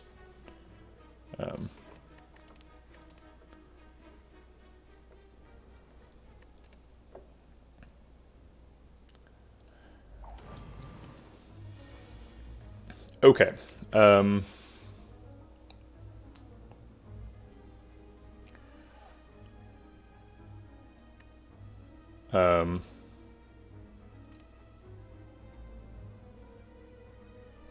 60. What are you doing right now?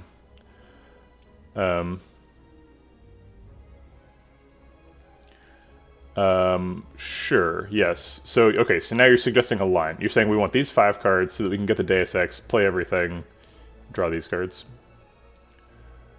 Does that give us enough energy to signature move? I think it doesn't. If we play these 5, we get Flying Sleeves with 5 strength. Okay,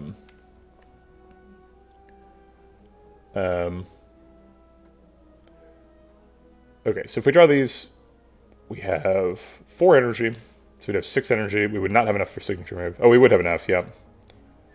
And that would set up Lessons Learned next turn. So we would Flying Sleeves, which does 9 twice for 18, plus 12 from that. 18 plus 12 is 30. So we could, like, set up Romeo with that. Tantrum is going to do 8 times 4, which is 24. Probably want to kill Pointy. Can we kill everyone this turn? I think no.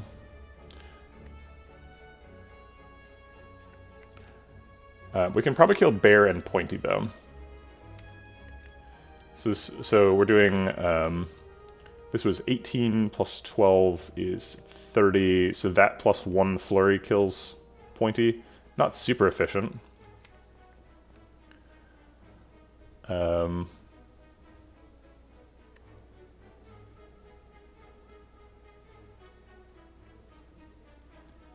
signature move is going to be in Wrath mode, so that does 80 damage.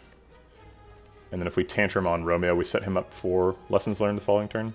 Seems great. It's not super efficient, but it doesn't need to be.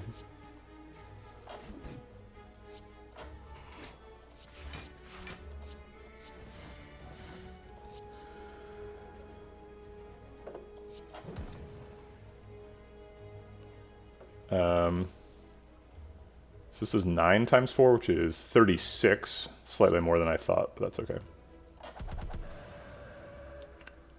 You know what? We actually aren't setting up Lessons Learned if we do that, because if we play Signature Move, we draw Lessons Learned.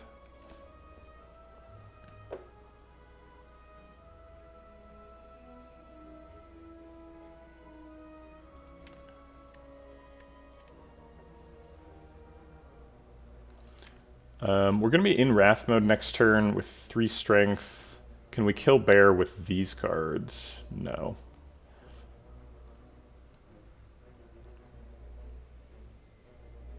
If we don't play any more cards, we discard Lessons Learned at the end of the turn. So we could, like, bite signature move. Bite signature move takes a bunch of damage, though. I guess we could just vault and then meditate back the Lessons Learned. Yeah, we could bite vault and then talk to the hand, meditate a Lessons Learned. This hand sucks. I guess it's like wave of the hand, defend.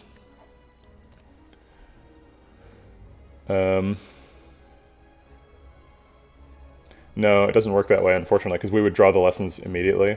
I guess we can just meditate it back after we draw it.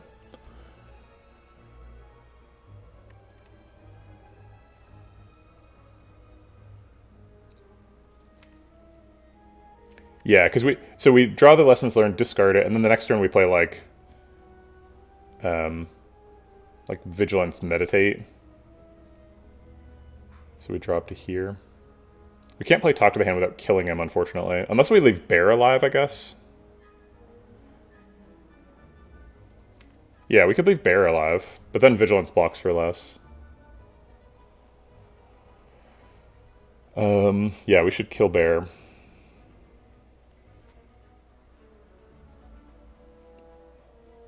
I guess we could vault and then meditate the following turn. Yeah, we vault and then we meditate, double defend, meditate. That's how to do it.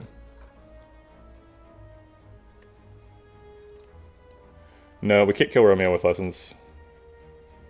At least not this turn. Okay, so we're flurrying bear, and then we're signature moving bear. Then ending the turn, lessons learned is in the discard. We vault this hand, and then we double defend, meditate. Wave of the hand, double defend, meditate. Get the lessons back. Okay. Figured it out. Took a while.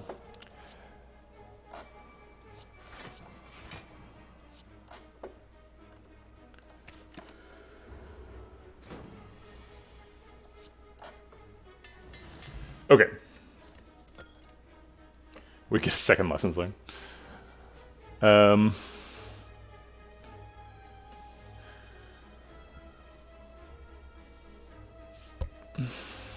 What about Just Lucky? It seems like with the Frozen Eye, Just Lucky is like super good. I wasn't really thinking about my incense burner. I need to put that on my radar here. Oh gosh. Frozen Eye incense burners gives us a lot of control. Just Lucky definitely helps set up spinning top turns, unseizing top turns. It gets in the way a lot, though.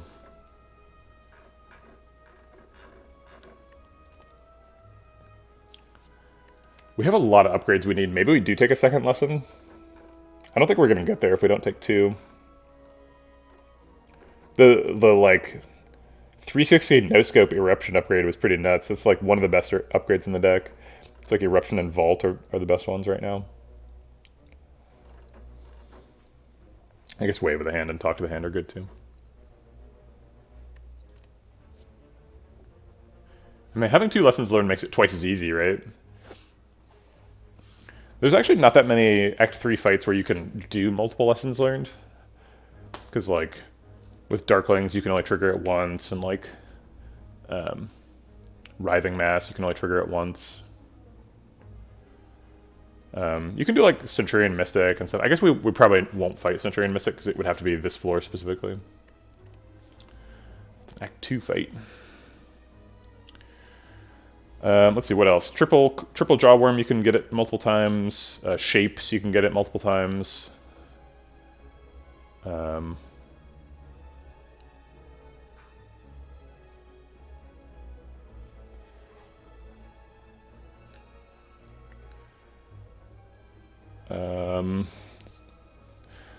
of the elites are AoE fights. I mean, Reptomancer is, but you can't. It doesn't count if you kill a dagger with Lessons Learned. Um, Lessons learned makes it harder to get, what's that card called? Signature move to go. It's a big 2-cost attack stuck in hand.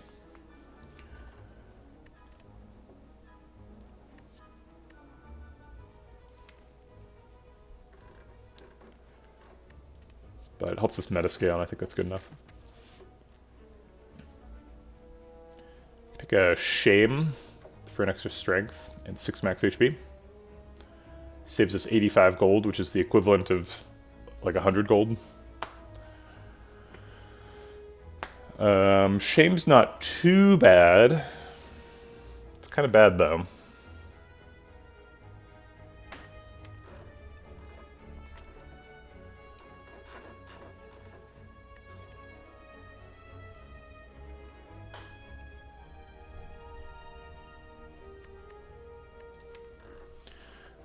Be 31 cards and 3 curses.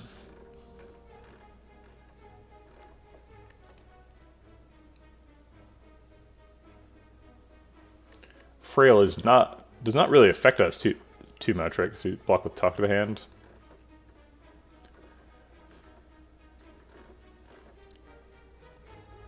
Yeah, our only block cards are Defense and Vigilance. We literally haven't added a single card that blocks that isn't that. Wave of the Hand, Talk to the Hand has been the engine. Vault.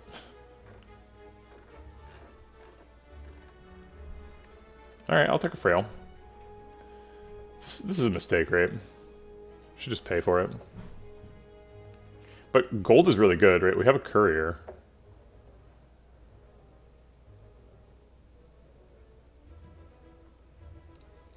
Do we end up removing this curse? Because if we remove it, we might as well just pay for it now.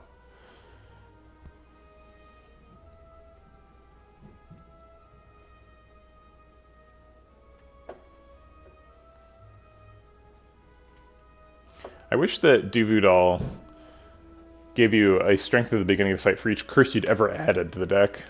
So if you added a curse and removed it, you'd get to keep the strength. It seems like for a rare, that's the least it could do.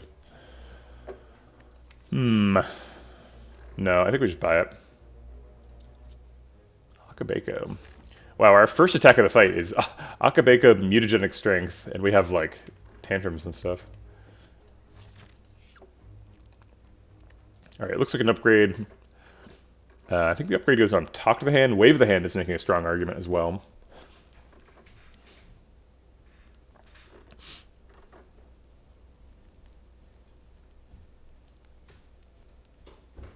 Yeah, let's Talk to the Hand. Okay.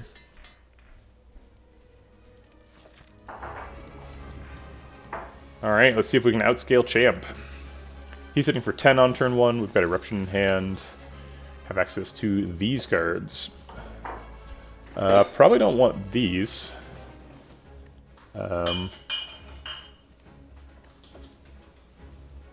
So maybe we give him 2 cards. I think the 2 cards would be like Bite Lesson Learned, because we probably want Meditate to exit the Wrath.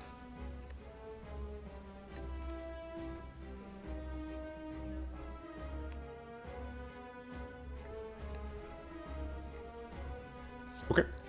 How does that line up for the future? This turn sucks. I guess it doesn't actually suck that bad. Talk to the Hand, just lucky. Signature move is actually a pretty good turn. And then we get this hand. So we get like Wrath Enter, Wrath Exit. Lining up, that's pretty nice. Talk to the Hand's kind of late for the second one. Okay, should be fine. I guess we're wasting our Akabeko on Flurry, because I want to play Flurry before Eruption, right?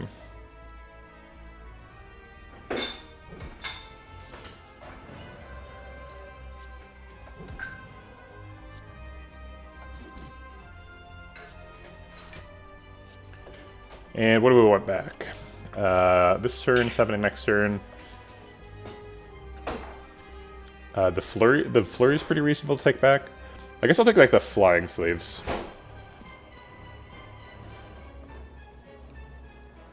Because we have 4 energy and I want to use it.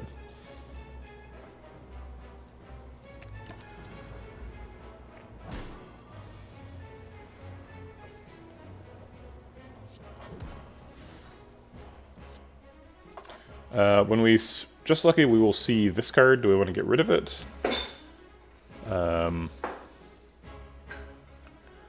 If we get rid of it, we get a defend next turn.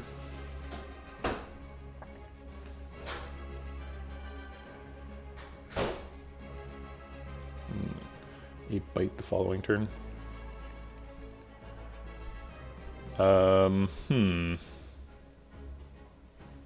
We're definitely playing the Just Lucky. So might as well just call the question. I think I'll leave Deus Ex Machina. Could help us get a Unceasing Top proc on like this turn, maybe.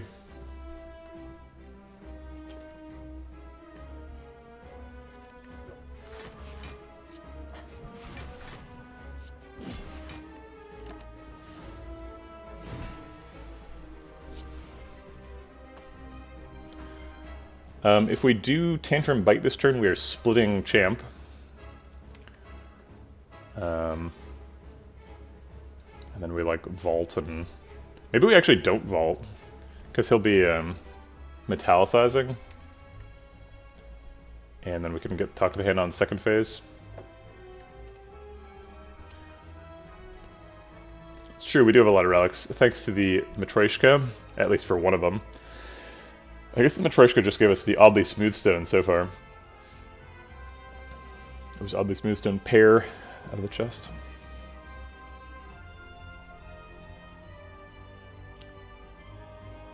Well, I don't think we're going to hold back, so let's see where the Tantrum ends up.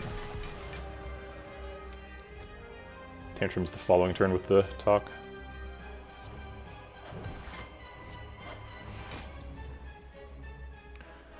Lessons learned for an extra 30 damage before we go back into Calm. There's already a Lessons Learned in the drop pile, so we can meditate back that one. So yeah, let's do the damage on this one.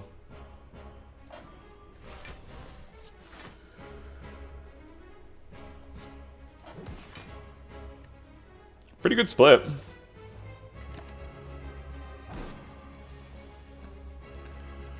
And then I think we're meditating this turn, trying to set up for lethal next turn with book, or with Lesson Learned. So next turn we have Tantrum plus this for damage, plus the Lessons Learned, or Lesson Learned. So we could save the Flying Sleeves for the Eruption turn. We can't save the Bite, so we might as well play that now. We also have 2 Miracles, so we'll have lots of energy. So we could probably draw like these 2 cards. Let's see, we're going to draw these 5, that's 5 energy, we're 4 energy deck. We'll have 1 extra energy from the, or 2 extra energy from the Lesson Learned, so actually we won't be able to. We'll have 6 energy and 7 energy worth of cards in hand. So we won't be able to Miracle draw.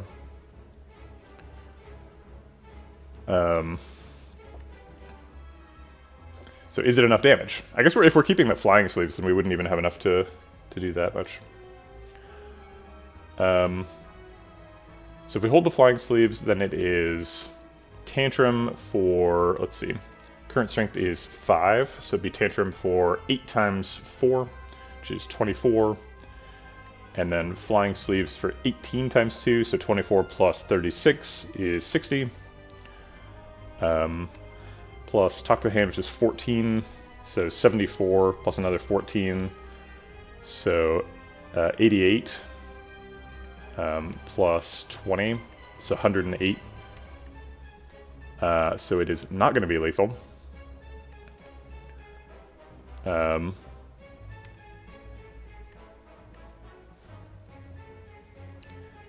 So we'll have to get lethal the following turn.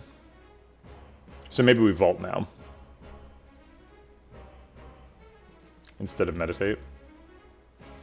Gives up on the Lesson Learned, but gives us an extra turn to find lethal. We do also like draw a card from the reshuffled deck, so it's possible that's Lesson Learned. All right, I think vault now is the line. Oh, we had an extra energy from Happy Flower. I missed that. All right, let's see where Tantrum ends up. Tantrum actually costs us our next shuffle draw, but I don't think there's any way we're not playing Tantrum. And I missed damage from Flurry too. Shoot. I missed a whole bunch.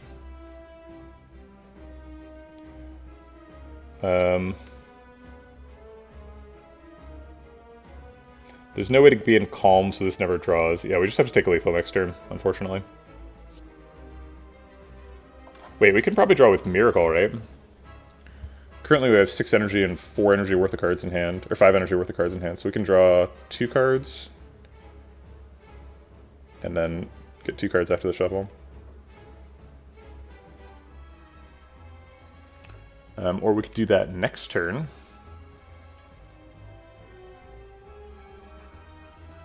We'll have 4 energy, 5 energy worth of cards, so we'd be able to draw 1.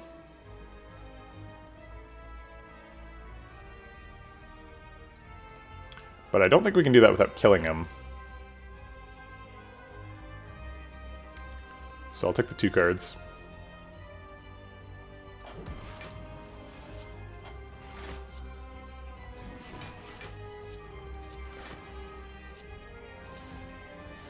Oh, I guess even this kills him. Oh well. Alright.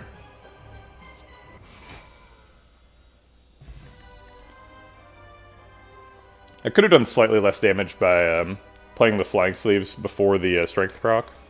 Also, could have just like played attacks before Tantrum, but...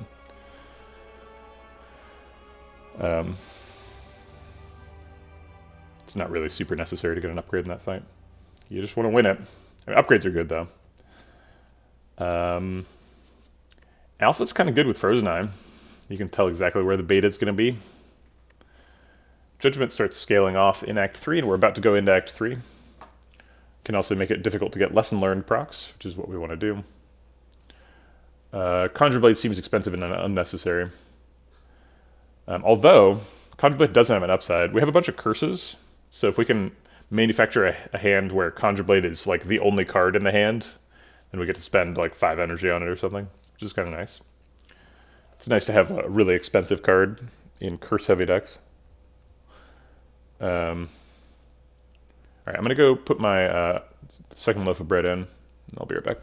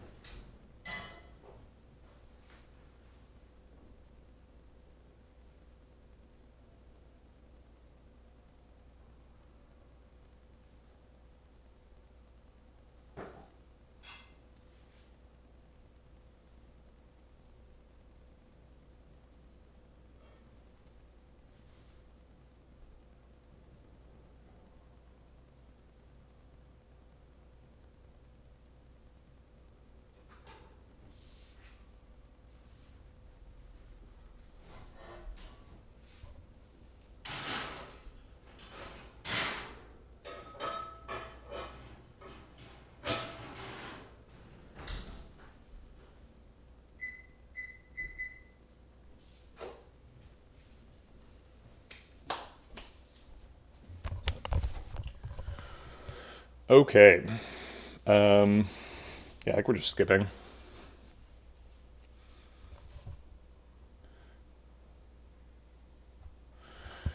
Yeah. I think Alpha's probably like...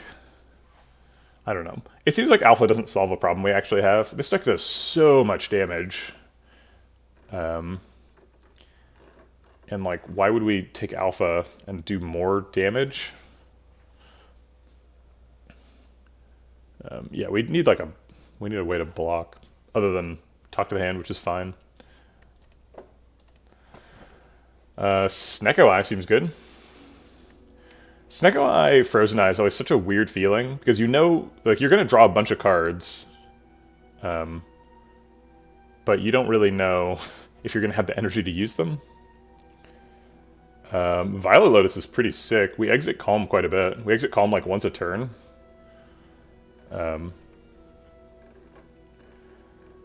And potentially we could use that to trigger Unceasing Top, although it's going to be pretty difficult in Act 4.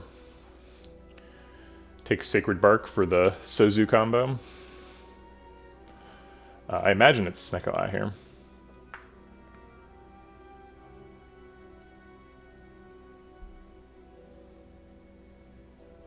Yeah, it's so I will take it. I'll take a Conjure Blade, but I'll usually only take it like after a Deva form. Deva form is what really makes that card good, and that combo is like pretty slow.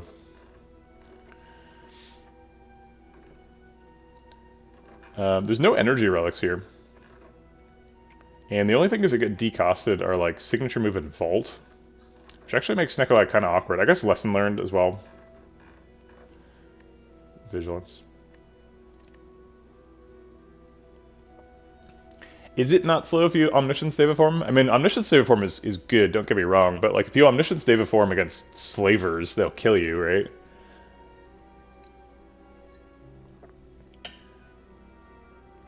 Yeah, sure. I mean, there's lots of ways to make Conjure Blade good. Expunger and Divinity generally isn't necessary. I mean, if you get a big Expunger, you're going to damage cap with just Wrath. And then you can save your Divinity for whatever, making your Wallop do a damage cap. Yeah, I guess this is the closest to an energy relic we get. It's true. Slavers do require you to be extremely fast. But, like, honestly, so does the heart, right? Like, you want to be damage capping the heart and, like, blocking on, like, turn 2 if you're going to try and keep up. Like, with this kind of deck, I want to be damage capping the heart on 2. I don't know if that's going to be possible, but...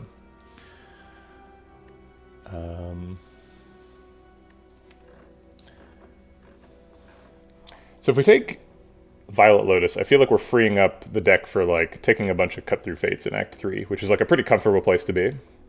I definitely like taking a bunch of Cut-Through Fates. Makes the Meditates a lot better.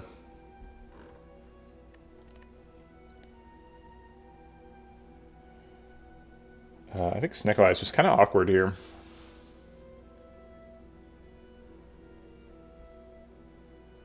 Okay. Give me that rushdown, please. Speaking of powers, Awaken one. We have to go this way, which actually means we're forced into a shop. One of these two. It's kind of unfortunate. We get to choose between Elite or Fire before the Mega Elite. And then we probably get a second one here. And a whole bunch of question marks.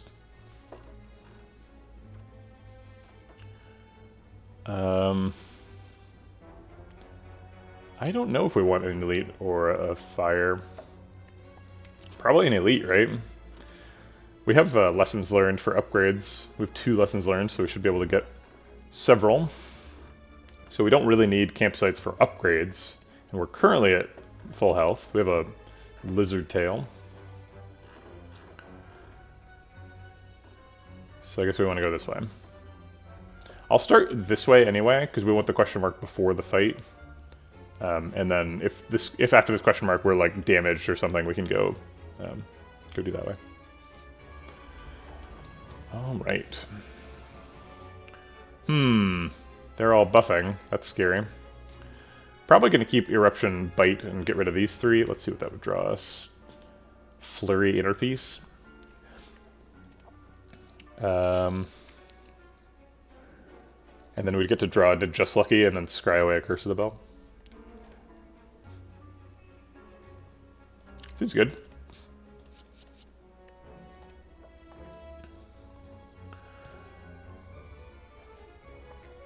Let's do the outside one with the lowest health.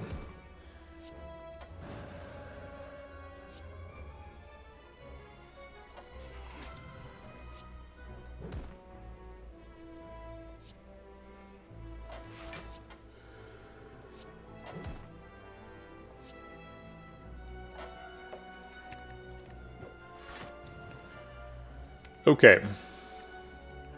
I don't know if we can pay off that lessons learned this turn. But we're not far off.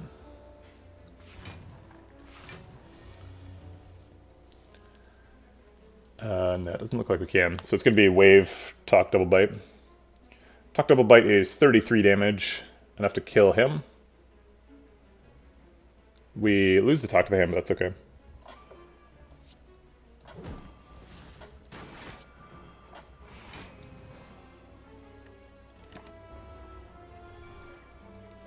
We definitely want to end this fight at full health, because we have bites. So we want to be at full health and get an upgrade. Which is a bit of a high ask. The flurry is going to hit for 5, so 9. 21 from flurry bite, not enough to kill this Darkling. Wait a minute. No. It's plenty, because it's double that. So it's going to be 18 plus 24. This is almost enough to do by itself. This hits for 32, so we can just kill him with that. We have lethal here, but I don't want to use it. I guess we meditate the lessons learned and try to get lethal next turn. Thanks for the follow, Lunar Keyboard Head. A lot of Lunar people today. 2 hours ago we had Lunar Eat XQC food today. And then yesterday we had Lunar Downs Twitch. Are these real people? Can somebody with a Lunar at the beginning of their name type in chat? 2 days ago we had Alpha Lunar V1 and Alpha Dose Lunar V3. I think these might be bots.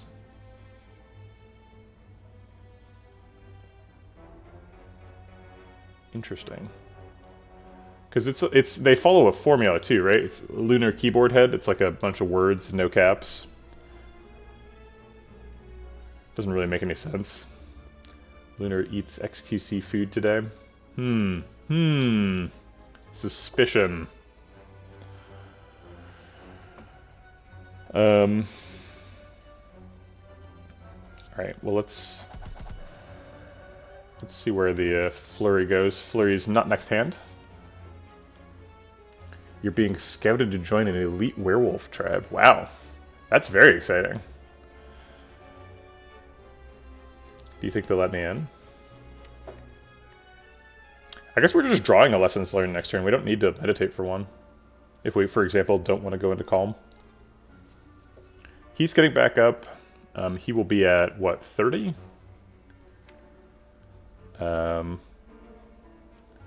We can't signature move with lessons learned, which is super awkward. I guess if we meditate, we could have 2 lessons learned, and maybe that's enough. But then we go into calm. Slay the Spire skills are highly regarded among magical beasts. Yes.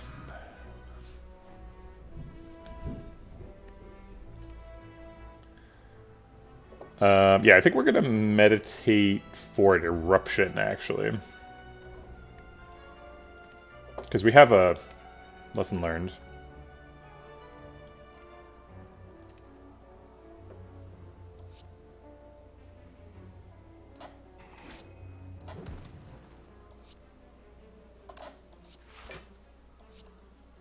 Oh shoot, I should have played the Vigilance first to hit him with the, whatchamacallit, flurry.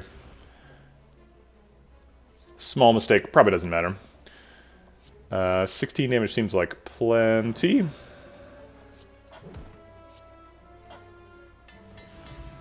Lessons learned, hitting, lessons learned. Hey, there's a weave. That helps trigger Talk to the Hand and Shuriken. We've got a little bit of scrying. We've just got one... let's see, one Just Lucky, right? Yeah, there it is. So that's the only scrying in the deck. So would we, like, be blind picking a weave here? I said I wanted Cut Through Fates. Weave is mega good with Cut Through Fates. Also, Weave is just crazy with Frozen Eye. You can always land your Weave on exactly the scry turn. It's pretty nuts. I think I will blind pick a Weave.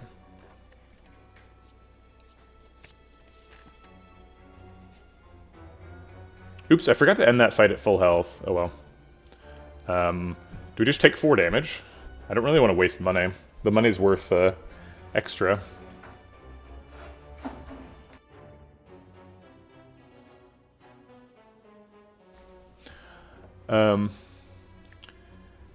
So we don't really want to spend the gold because we have extra use out of it because of Courier. And we don't get any potions because we have Sozu. So I think it's take 4 damage or spend 20 gold. Yeah, I'm definitely just taking it. Take 4 damage. We have bites. Should be fine.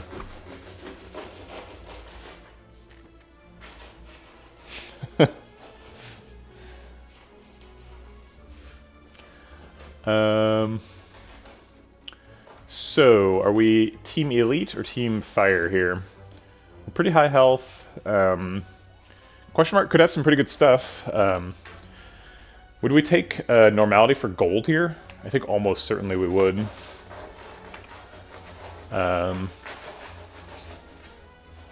So this question mark is actually our last chance to get Mind Bloom, right? Because if we wait till these question marks, it's too late. Okay. Darn. It's a fight. Alright, so it's it's shapes, so we want to get 2 lessons learned procs. If we get rid of 1 card, we get lessons learned.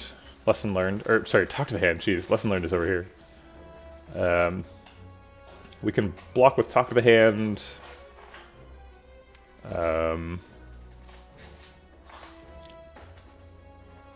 These are doing 20 damage, so we could just kill both exploders if we wanted to. We don't want to because of the lesson learned, but we could kill one of them.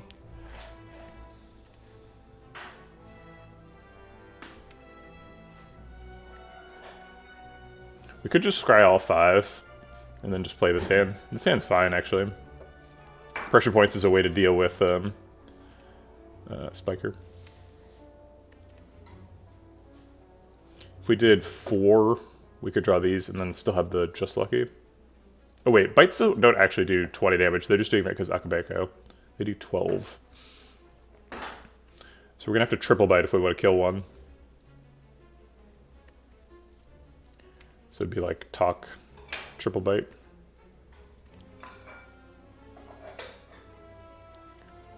So I guess I'll talk triple bite Just Lucky. Thank you.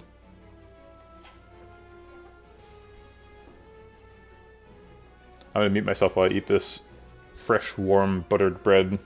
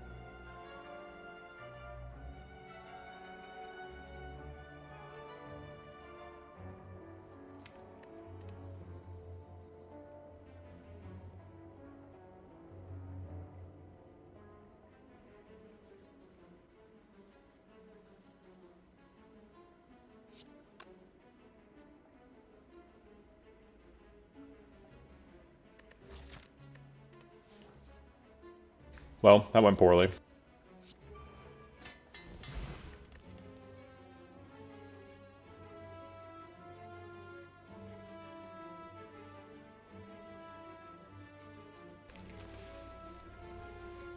Simmering Fury is quite a bit better than it was before because of Violet Lotus.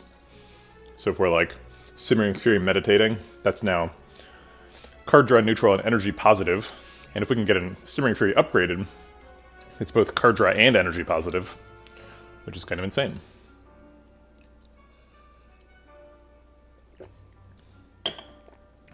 Also, if we can get Meditate upgraded, that would also do it. But if you'd be drawing an extra card from the discard. I guess even with unupgraded Simmering Fury, it's already card draw and energy positive.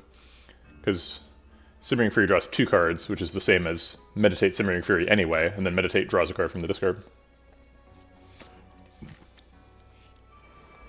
Alright, this time I actually do want to get to full health. Or at least higher health than I am currently.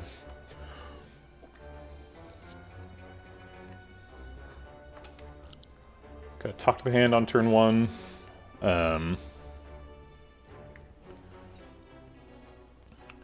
Vigilance Simmering Fury is available. I guess we could Deus Ex Machina, take the whole batch, and then Deus Ex Machina would let us draw Flying Sleeves as well. Talk to the hand Flying Sleeves is pretty good. But we have a Flying Sleeves in hand. We don't have to look too far for that. So we could draw 4 cards, keep the Flying Sleeves, and like talk Vigilance, Flurry, Flying Sleeves and stuff. Seems okay. I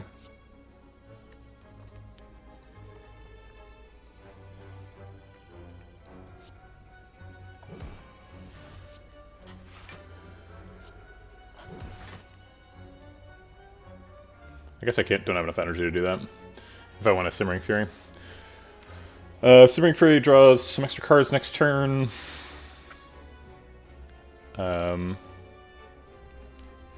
Draws a Defend and a Meditate. Or we could Flying Sleeves, which blocks for 6. Blocking for 6 is pretty relevant. Turns right into health. Gets a Strength proc. We get extra energy next turn, though, so we'd have, let's see, 8 energy. A bunch of cards. Let me turn down the temperature in the oven.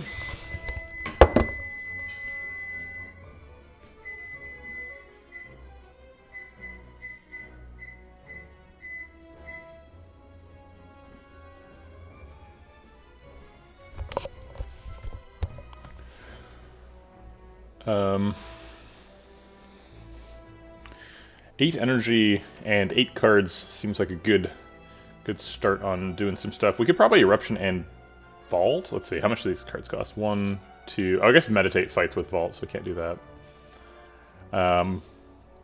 So we can't actually even draw Eruption, because Meditate fights with Unceasing Top. Drat. Well, I guess if we Flying Sleeves, then we draw these 5 cards, and then we can draw up to Meditate.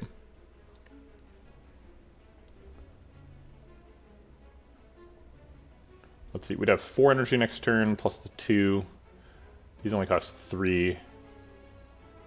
4, 5. We'd be wasting an energy from a Miracle. I guess we can Bite, and then Flying Sleeves makes the hand cost 4, and that works out perfectly to end on Meditate. Okay. So I will just Bite here. Which is worth just as much positive health as Flying Sleeves anyway, about. It's off by 1.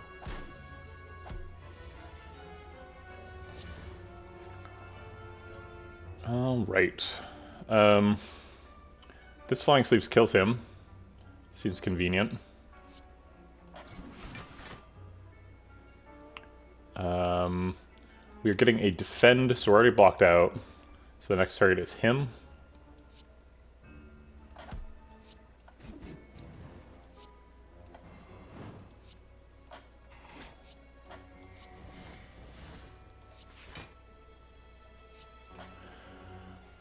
Can we set up Lessons Learned next turn?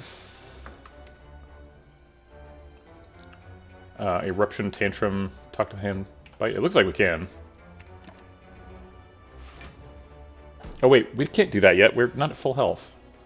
I keep forgetting what the point of this fight is.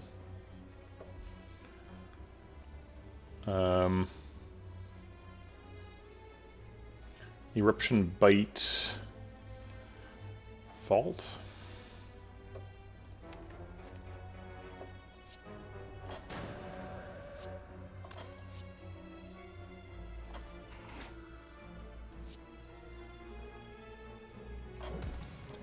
Could just take an upgrade.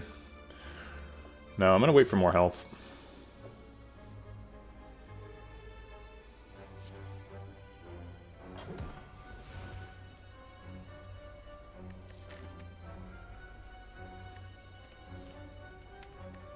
There's a lessons learned again next turn.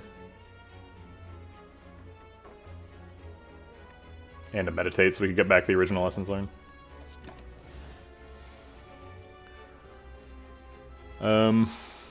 We can't bite.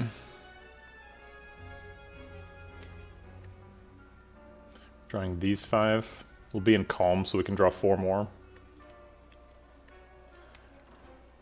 Let's go and just meditate the tantrum. In case we need to knock somebody down in an emergency. Can't be an emergency because we have incense burner, but whatever.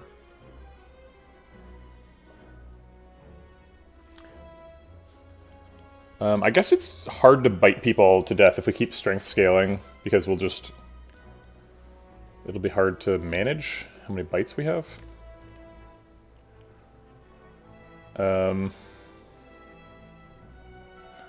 Let's see, this hits for 32, so we can use that to knock down the outside one and then bite the inside one for 24. Which puts him low but doesn't kill him. Let's shuffle first.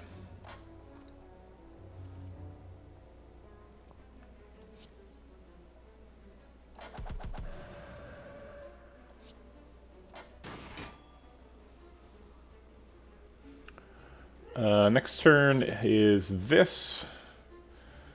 That doesn't have any bites or lessons learned. Could just take the lesson learned now. But we're at like half health. I think we want to drag this out quite a bit longer. Did you skip second boss relic? What was our second boss relic? So it was Calling Bell first, and then... no, Violet Lotus is a boss relic. We might have to take some damage to get back to the bites, unfortunately. But I think I'm committed.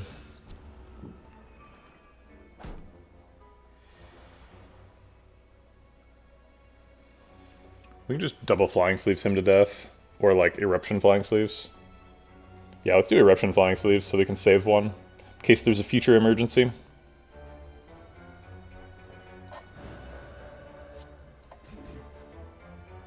And then meditate a bite.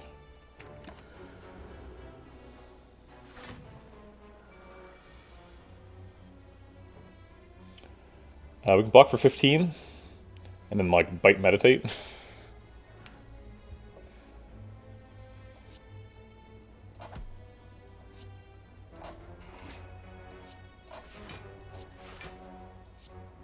I guess I should have looked at the draw pile before I did this. Whatever.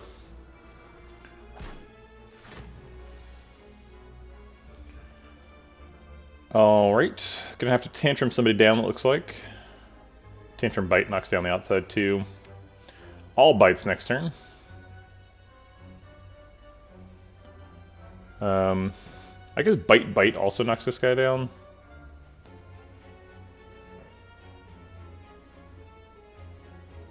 I think we're going to have to Tantrum Bite.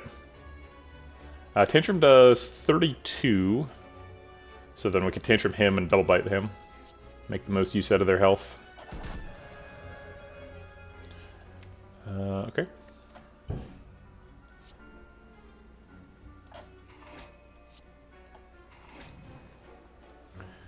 And Simmering Fury to draw more bites.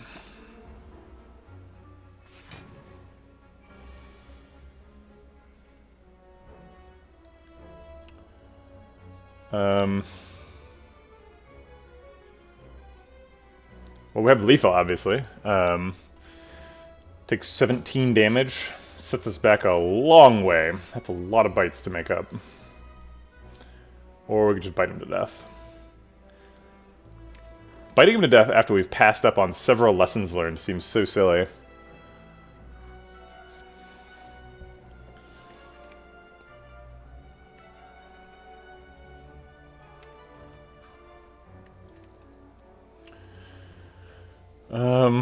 Gosh. Next turn, these guys will both get up. We'll have these guards. These guards are terrible and don't do any damage or block. I think we have to end now. Lame. Got trapped. Collect, Crescendo, Consecrate. I don't think we want any of those. I don't see any reason to pick any of them. Maybe Crescendo if we had a rush down, but we don't. Oof. That was a bad one. Duality just out of reach. Duality to be super good in a Shuriken deck. Melange is pretty good here. We get to scry away our statuses and curses. We get to redraw Weave. We get to plan exactly what we're going to do with Frozen Eye. And then scry every turn. Or scry when we shuffle. Oh, it's only when we shuffle. God, why is Melange so bad compared to the other shop relics? I thought it was every turn.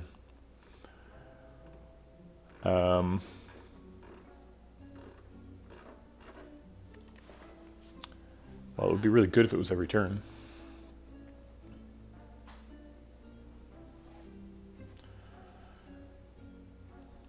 When we shuffle is kind of the most dangerous time for a Frozen Eye deck, because, like, that's when our information horizon vanishes, right? Becomes the present. So it is pretty helpful to get to scry right at that moment. Control our fate a little bit. It's kind of like we get Gambling Chip to set up the first shuffle, and then Melange to set up future shuffles. Makes some sense. Plus, what else are we doing with gold here? I don't want any of the cards. Can't afford the other relics. Be like card remove. Can't buy potions. It's literally just Melange or card remove. I'm gonna go vent the Dutch oven.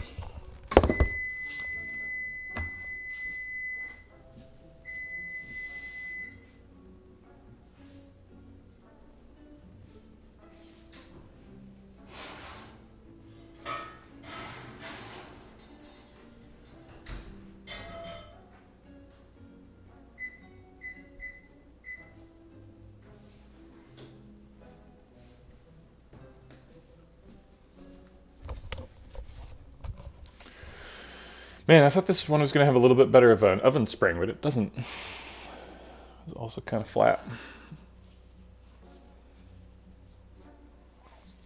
That bread is delicious, though. It's really good taste. Just like really bad crumb structure. For card removing, it's probably Pressure Points. Pressure Points is not really doing anything in the deck.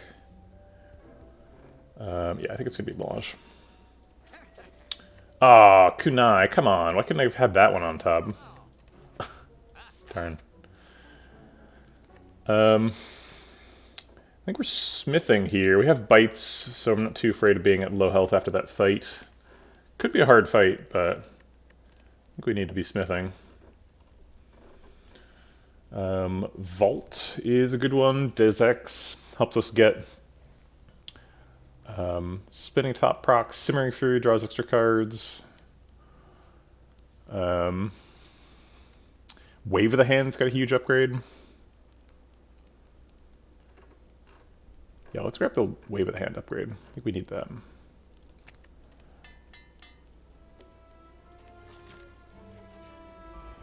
Alright, the Maw. Let's see how much health we can get out of the Maw. We do want to develop Talk of the Hand. If we do 3 cards, we can get to Vault. We want Vault never / next turn. If we do 2 cards, we can inner piece at the end of the turn. It's not really very useful. Maybe we just do 1 card, and then we can do nothing.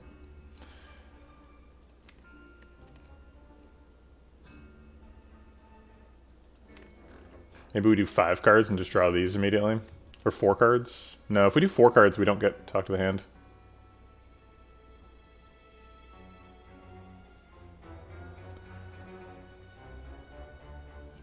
We do get a flying sleeves, though. We could do 4 cards, keep the talk to the hand, and then, like, talk to the hand vault on 1.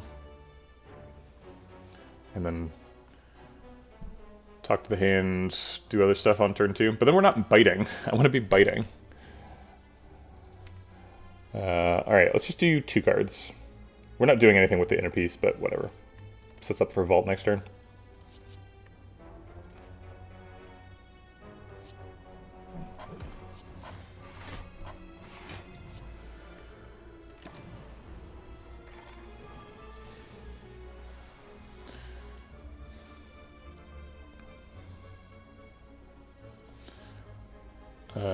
So talk to the hand is happening, bite is happening, and then what? We can vault and tantrum. Start setting up for the lesson learned.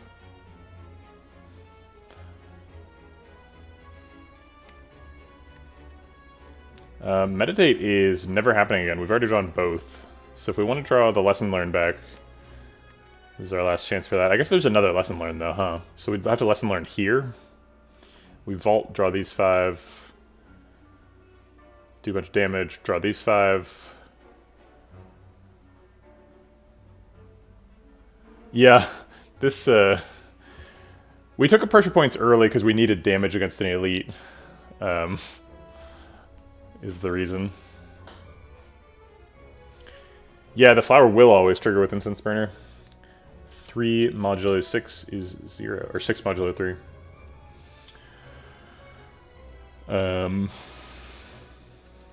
If we flying sleeves, we get an extra strength.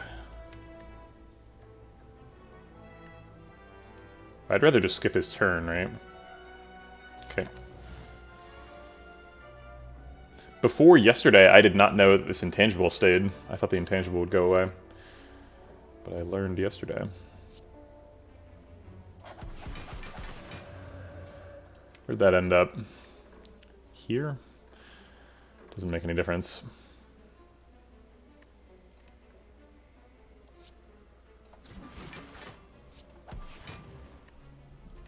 Okay.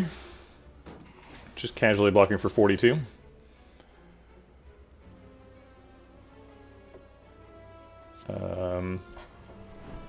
I will wave the hand flying sleeves here to develop some weak. Might as well. Do the Miracles Unceasing Top draw us cards? Actually, yeah, it looks like Unceasing Top could draw to Lessons Learned next turn. Because Vigilance Tantrum costs net 1, 2, 3. We've got a curse in hand now, but we won't next turn. Is what I'm talking about. Okay. So we want to draw this Lessons Learned if we can. That's a lot of energy to have, though. We're at 5. This costs 1, so we're down to 4, 3, 2, 4, 3, 2. Yeah, we have enough. If it's lethal, and Tantrum doesn't decide to put itself in front of it, we can do it. Okay.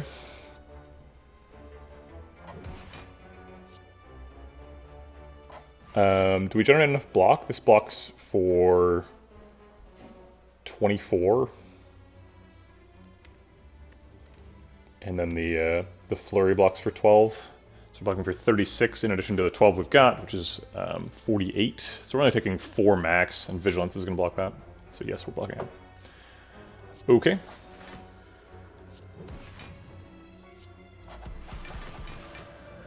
And where did he go? Ah, he is blocking the Lesson Learned. What a jerk. It's okay. I think we can just Lesson Learn next turn, though, right? We just need to set up for it. Does that mean we just don't play miracles? We don't really need them right now. We do need to do enough damage to kill him. So maybe we need to draw Bite and play it now. So that we can, like, Tantrum Eruption lesson learn. He's at 84. We have 5 strength. We could get another strength if we bite. So we'd go up to 6 strength. This bite is hitting for 24. So we'd go to 60. And then we'd have 6 strength. This is hit for 18 times 4. 18 times 4 is a ton. That's almost 80. So we actually need to not do that much damage. Okay, so if we end turn now, do we get it? We just get Tantrum, Bite, Lesson Learn. And it's with 5 strength. So this will hit for 16 times 4. He's not debuffing, right? He's not. We're already weak. Oh, wait, we're already weak. Shoot. Okay, numbers are different. Okay. Cats are loud. Numbers are different. What else is new? Alright, so we're weak now, and we're going to be weak next turn. If we defend Double Miracle, Bite... I guess we could Bite and Tantrum, but then we would draw Lessons Learned, and we'd be screwed. Because we don't have enough damage to do it right now? What if we do have enough damage to do it right now? Wait, no, we don't have enough energy is the problem. Because we cost 1, 2, 3, 4. No, we do have enough energy. Okay, so is it enough damage right now or not?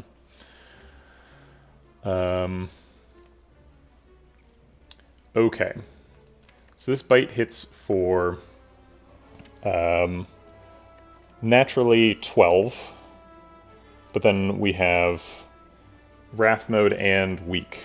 So bust out the old calculator. 12 times 2 times 0.75 is 18. So for 18, 84 minus 18 is 66.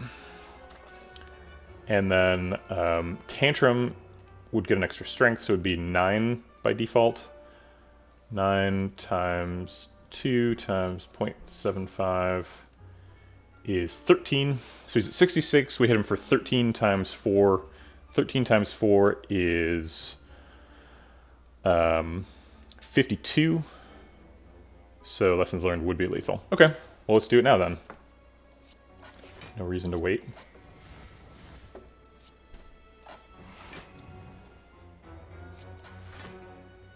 Can Tantrum put itself on top? I guess if it does, we just don't play it, right?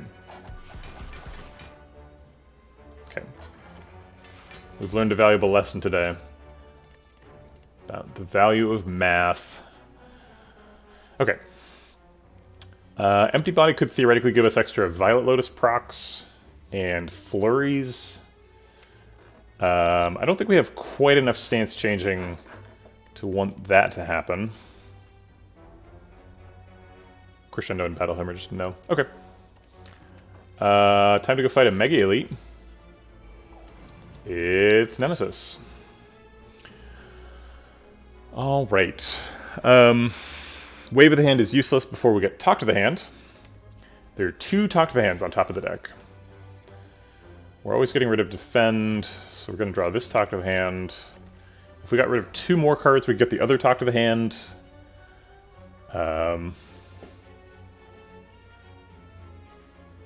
I think I'm okay with just a Talk to the Hand here. We actually don't want to scry super aggressively, because that increases how quickly we get to the burns. He puts the burns in the discard. So if you don't shuffle, you don't draw them. So wait, if we do that, I guess we skip Flying Sleeves for next turn, and then the next turn is like second Talk to the Hand, Flying Sleeves for block. And we draw Inner Piece to exit. Seems great. Let's get the extra damage on Tantrum.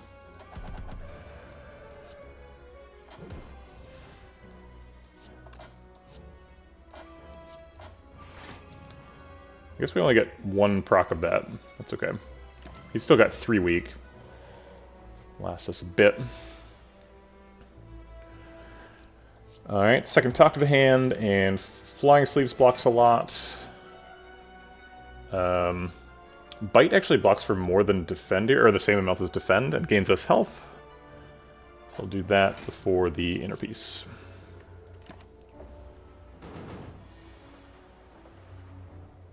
Now he's not intangible, but we are.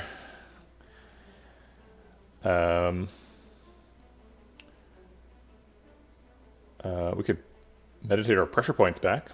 It's kind of fun. I think I'd like to vault because he is tangible. Can we lessons learned next turn? We draw these cards. We're like Flurry, Eruption, Lesson next turn. Doesn't seem like it's going to be lethal.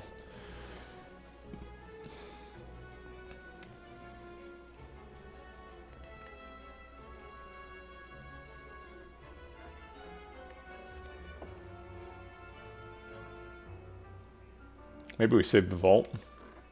Nah, I'd rather delay him from doing whatever he's doing.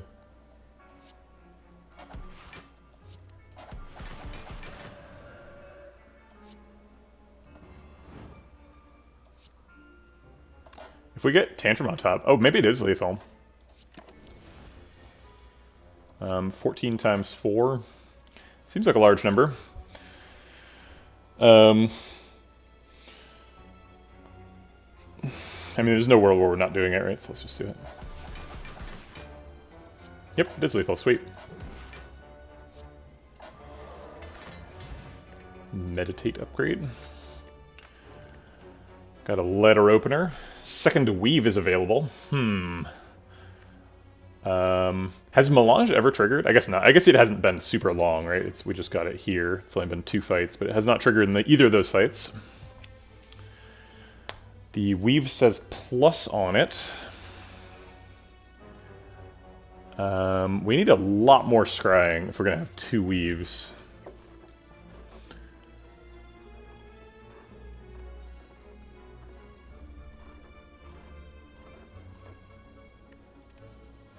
Weave has mostly just been a 0-cost attack, which I'm not super happy about. So I don't think I'm going to take a second one. As much as I want to. That's how we scale our strength, though. Yeah, I think Weave is the secret. We need to pick Weave and then 2 scry cards, I think. And then we'll be set. Alright. Give me a third eye. I've passed like 2 third eyes this run, but give me another one. Toy Ornithopter is useless because we have Sozu, so I'm happy to take this as a Sapphire Key. Melange can get Weave. It just has to be in the top 3 cards of the deck, which is unlikely but possible. More likely now that we have 2 of them. Alright. Writhing Mass. Can we just kill him right now? Tantrum Signature Move is a tremendous amount of damage. We have a Lesson Learned in hand. I think I'm taking the bread out now as a step.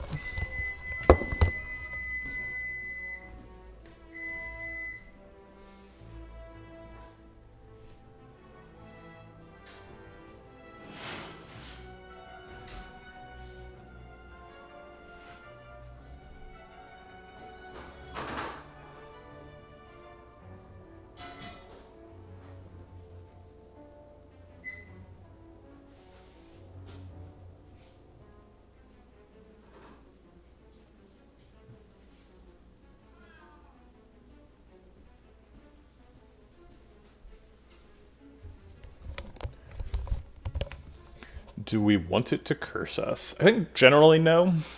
If it does, it's not a disaster.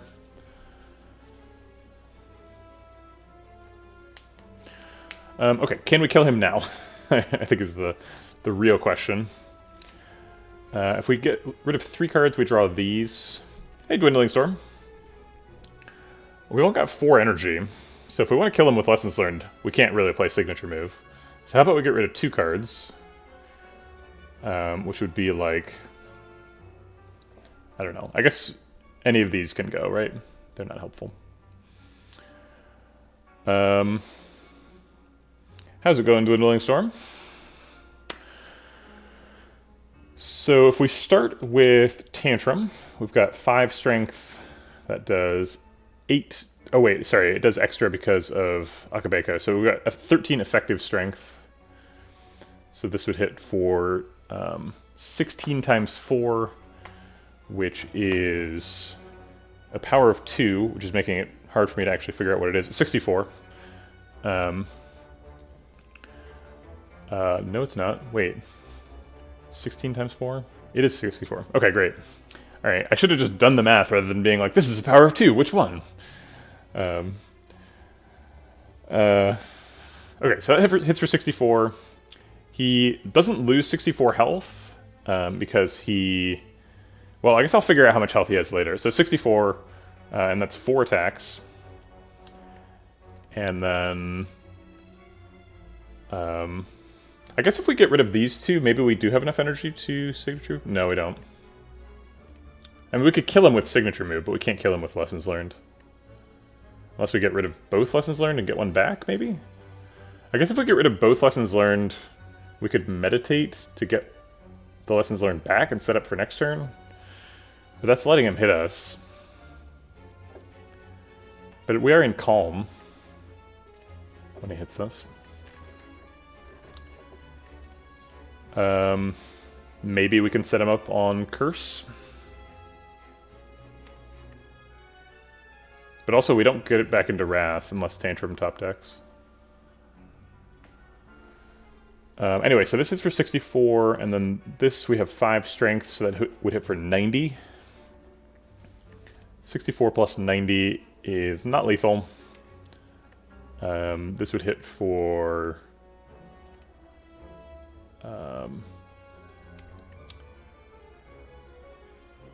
what, plus 5 is 12, so 24.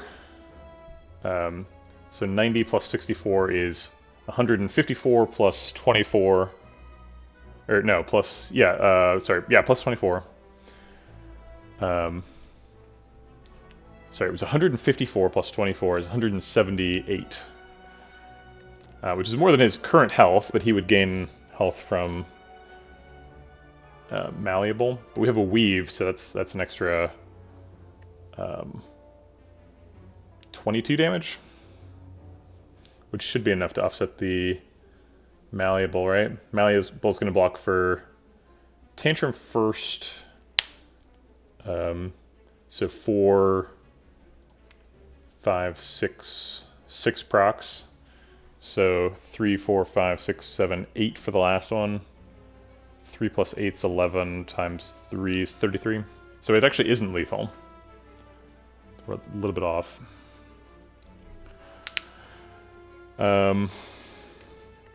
Although we do get 1 extra strength for Signature Move, but it's not enough.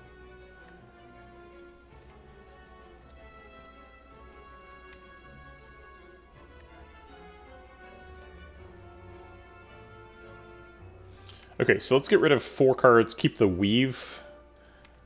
Oh, I guess 3 cards, keep the Weave and the Meditate. Blow them up and go back into Calm. I mean, there's no block in the top 5, so we're not blocking them. So we should keep a Meditate. And the only way to keep a Meditate is to either get rid of all 5 cards or keep the Meditate. So I think we're keeping the Meditate, because we want to keep the Weave. So we're getting rid of 3 cards to get to Signature Move. So both Lessons Learned and the Wave of the Hand. Okay.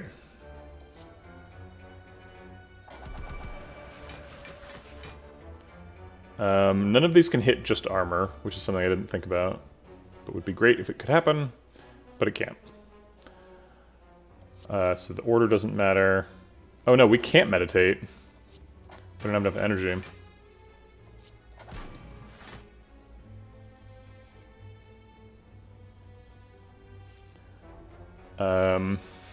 If we Signature Move, do we ever die? I don't know. I don't think so. I think if we get the like 13 times 3 attack, maybe we die. Yeah, that'd be even more damage. And currently we're dying. Actually, if we do the 13 times 3, does he kill himself? No, he kills. We both die at the exact same time. Bronze Skills kills him and me. Fun.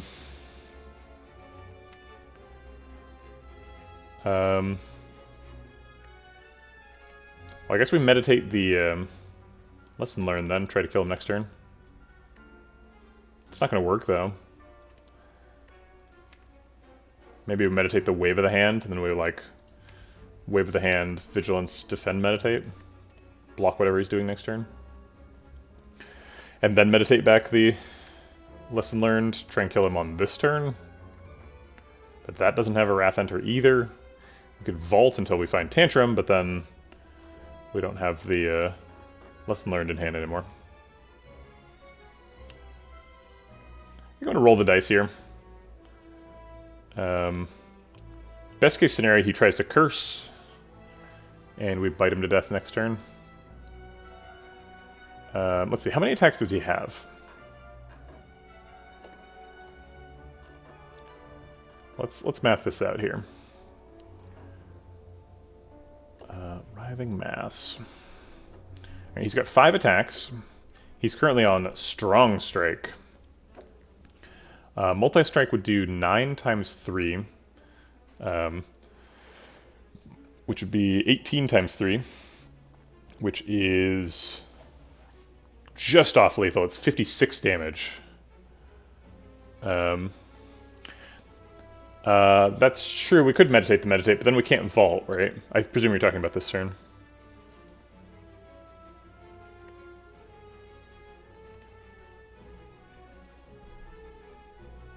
Oh, meditate the meditate to meditate, lesson learned, and vault.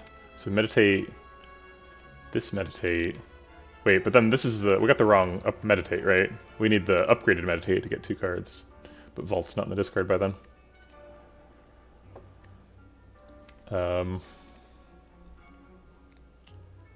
So this never kills us, because the big attack, the triple attack doesn't kill us. It has a 1 in 4 chance of putting us at 1. A 1 in 4 chance of giving us a parasite, a 1 in 4 chance of dealing 32, and a 1 in 4 chance of dealing 24. 32 and 24 are mostly fine. I don't really want to be at 1 before I go to an elite fight.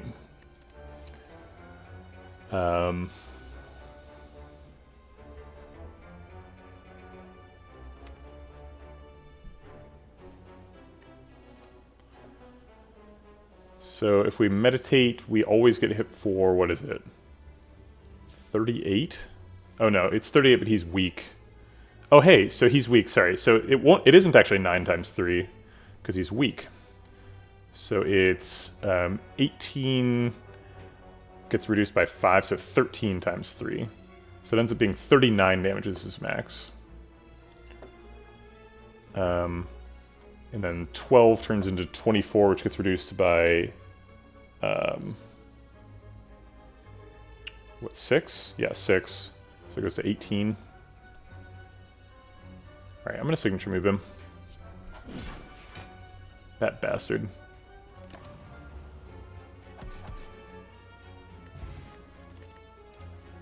I guess we got saved 13 health by killing him with bronze scales on the second one.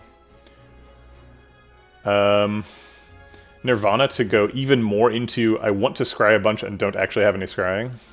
Deck. Seems bad. No scrying cards here. My Kingdom for a Third Eye or a Cut Through Fate. Instead of all uncommons that are bad. Alright, fine. Do we skip the Elite? With 31 health, I hope that's enough. We just fought Nemesis, so it's either Reptomancer or Giant Head. We should be fine against Giant Head. I'm a little bit worried about Reptomancer. But if you're not worried about Reptomancer, you're not living. Right. Let's see what we can do. I want to get to Tantrum, and Tantrum is bottom decking here. So that's kind of a problem. Definitely Flurry's gonna go. We probably want to do 3 cards so we can talk to the hand this turn. Might want to end this turn with Meditate. What if we get to Simmering Fury? That lets us draw a lot. Simmering Fury, Meditate. Talk to the hand. We'd keep 1 card, get rid of 4. Probably keep the bite. Makes sense.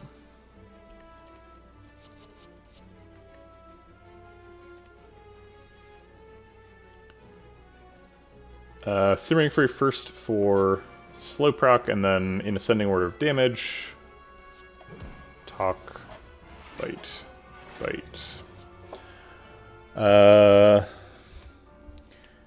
Meditate 2 bites, or Simmering Fury maybe. Yeah, I like Meditate Simmering Fury bite.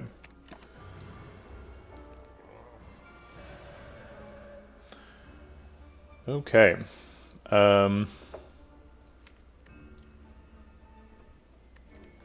It's hitting for 26, surprisingly high damage. Should be able to do some flurry stuff this turn to get a bunch of slow. Vault is not even next turn.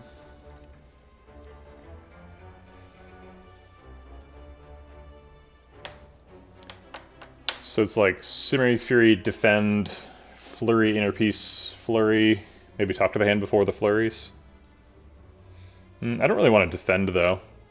Do we have 7 energy worth of fun stuff? 1, 2, 3, 4, 5, 6. So we should defend at least once. Because we're not drawing with inner piece. Okay. So Simmering Fury, defend. I think we're going to inner piece at the end of the turn. Although obviously not. We're going to flurry after that. I'll do the talk to the hand first. I'm going to respect the damage. No, we don't need to respect the damage. We have plenty of block. Hey, Lord of Castamere, I don't speak Russian. I don't particularly want people talking in Russian, so I'm going to go ahead and delete the message, sorry.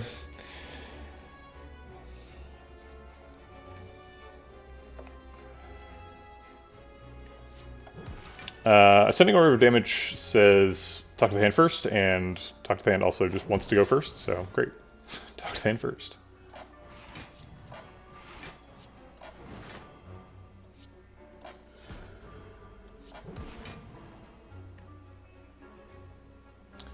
Okay.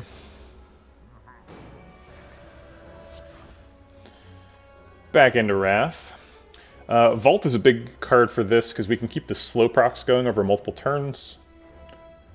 I think we're going to do that exact thing here. Not able to line up Weave and Just Lucky, the only source of scrying in the deck, but that's okay. How do we spend 7 energy? 2 of it's going into Vault, or 3 of it's going into Vault. So you can spend 4 more.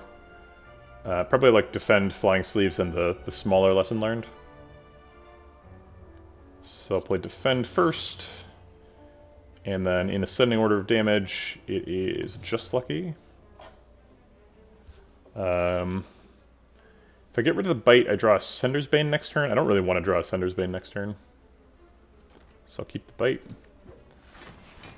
And then Flurry.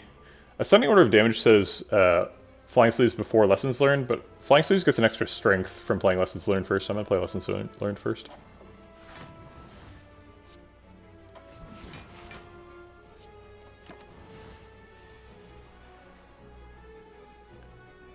Okay. Pressure Points is a skill. Unfortunately, the top of the deck is Ascender's Bane, which ends our Unceasing Top combo. So we could spend the Miracles to draw it, but it's not actually good, so I'd rather just end the turn with Meditate, I think. I guess we can't draw because of Meditate. So we don't need the Miracles this turn.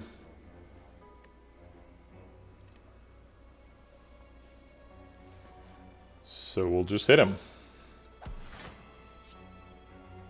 I guess we do want to draw 1 card, right? Because then we shuffle next turn. But we can't because Meditate, right? Okay.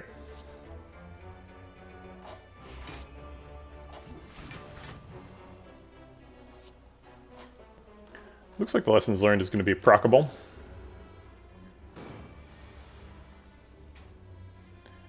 20 damage. Yeah, we just need a couple of slow procs to make that happen. Alright.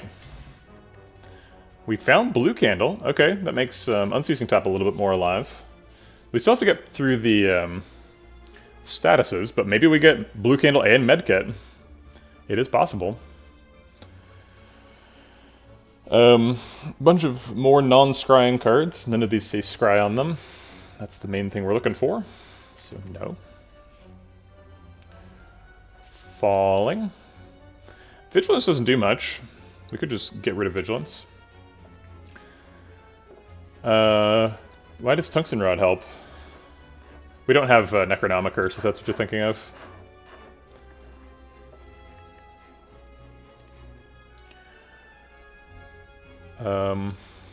Feels weird to get rid of Vigilance. We have 2 Meditates.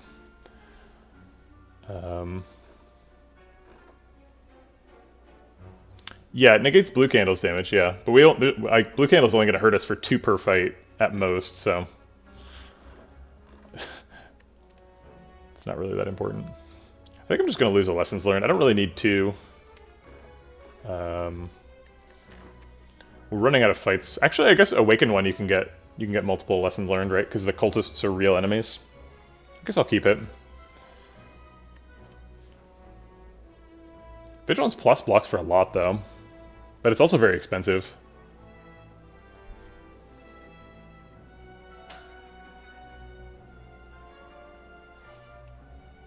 Who needs it? We got the Meditates. Surprise shop. I was planning on going to this shop, maybe. But I guess we're in a shop no matter what. 3rd Talk to the Hand, extra Tantrum. Jesus. Still no scrying, even though we're at a shop. You would imagine the shop would have something, but no. We actually can't quite afford Talk to the Hand Tantrum. We're off by 2 gold. So we have to choose. Probably going to choose Talk to the Hand.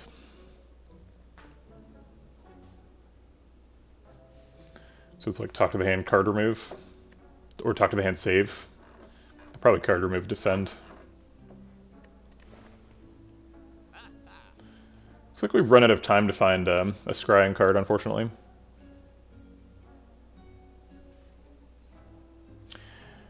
Yeah, the problem with buying a second Tantrum is then you have 2 Tantrums, and Tantrum is like... You do not want 2 of them, because then you start drawing both of them at the same time, and you're like, if I play both, they both shuffle, and then I have more of them. I don't know, maybe this deck does want 2 Tantrums. Maybe I'm wrong. Maybe we just want as many Tantrums as we can get. That's true, we have Courier. So yeah, let's buy Talk to the Hand and see what Courier does. It's not a scry card.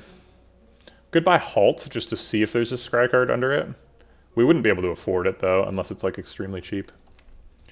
Drat. Do we remove pressure points or a defend?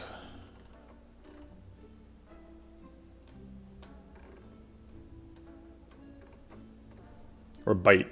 We could do a bite. No. Defend is worse than bite. We have 3 copies of Talk to the Hand.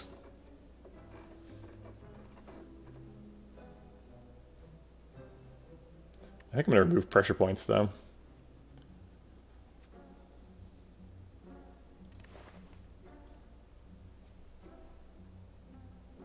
The only card that doesn't scale strength is the weak one. Alright, get a Mind Bloom. Should be able to get to full health out of that. From fighting a boss. And get a Rare Relic. Seems good. Hexaghost, always the scariest of the, whatchamacallem, Act 1 bosses. Definitely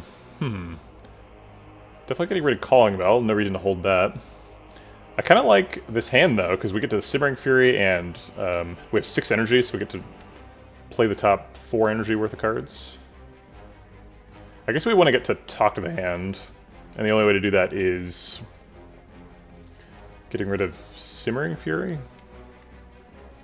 or Flying Sleeves or both.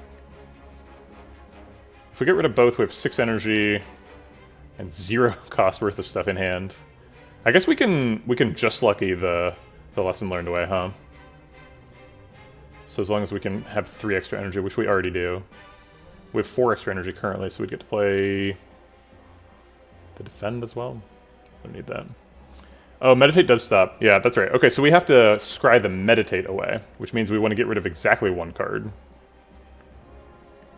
So that we draw defend, scry away, meditate. 1, 3, 4, 5, 6. That's perfect, right? Okay, we'll let Flying Sleeves take the Akabeko. We'll get rid of the meditate.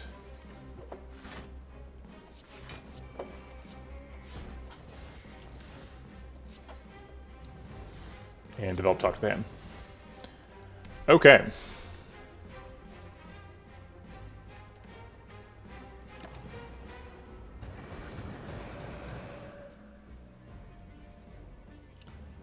We ended Meditate, so he goes back to hitting us for 4 times 6, which is 4 times 6 is 24. So we need to block with one talk. This Talk to the Hand is going to block for 3, and then we need to block for 18 to get to 21. 18 would be three attacks. Seems like that's what we're going to do. We're going to wave the hand too, so he's going to be weak. So it's like wave, talk, double bite, meditate. Yeah. Wave, talk, double bite, meditate. And we can take back another bite to try and get back to full health. Or Simmering Fury. Drawing these 5 cards next turn. It's probably just like talk vault. So I'll take back a Just Lucky.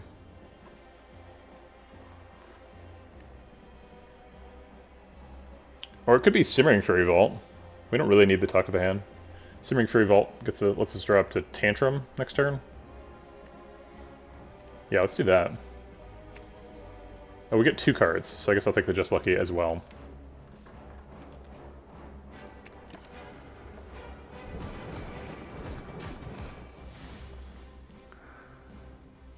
Okay.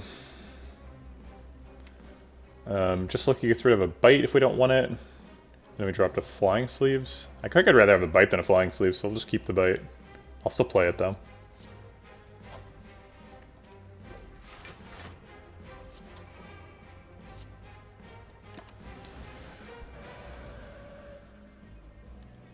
Okay.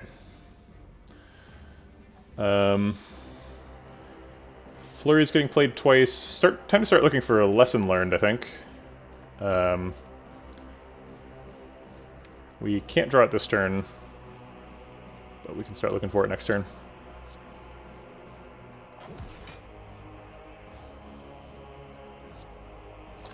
Maybe we skip Tantrum. We don't really need it for damage. Since we've got plenty of damage. And it gets in the way of card draw.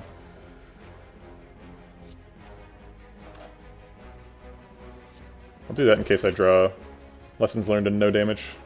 I guess that wasn't possible. Oh shoot, he's gonna die to damage return next turn. That was a mistake.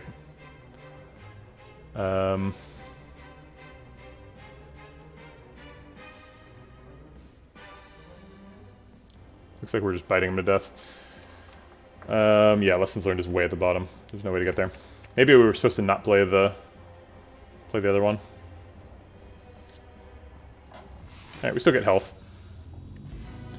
And a Dead Branch.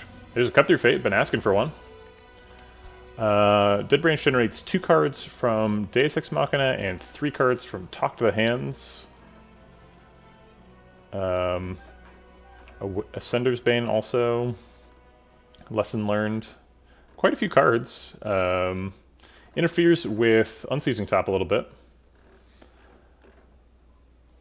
But that's not very good anyway. It's a pretty big upgrade for Unceasing Top. Definitely taking the Cut Through Fate.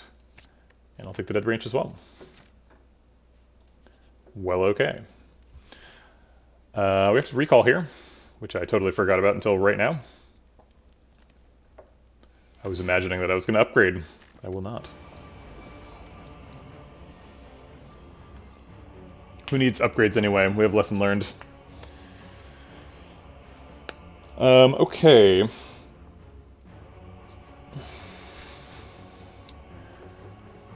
Alright. Let's look at the deck. It is possible to lesson learn this turn. Keep the meditate and draw 4. Then we could like tantrum, lesson learn, meditate. With 4 energy, so tantrum, lesson learn, meditate would be the whole turn.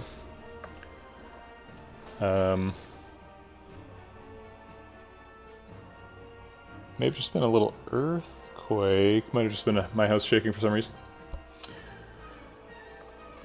I would have sworn there were back-to-back fires on the map for some reason. I don't think that's possible. I think you can't get a fire after a fire. I think there was an elite fire elite.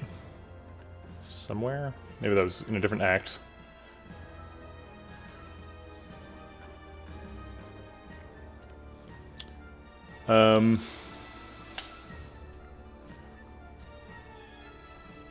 Let's see. So if we want to play lesson learn this turn, let's see. Tantrum will do a bunch of extra damage because we have effectively 13 strength.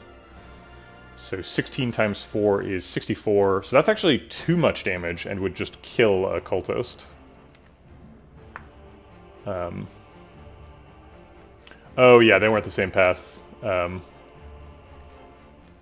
was a far left path and a not quite so far left path.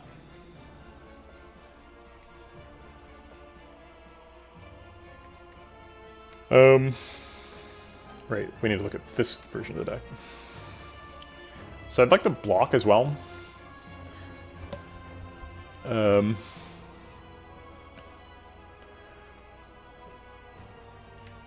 maybe we're not playing Tantrum or Lessons Learned this turn. Maybe we just get rid of 3 cards, and then we like Tantrum, double defend, meditate.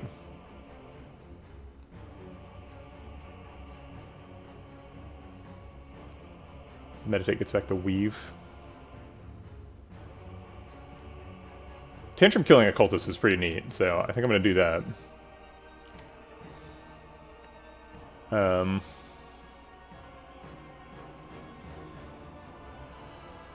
No distraction. So if we double defend, we block for 13, he hits for 16, we take 3 damage, that seems fine. Killing a cultist is good. Sure.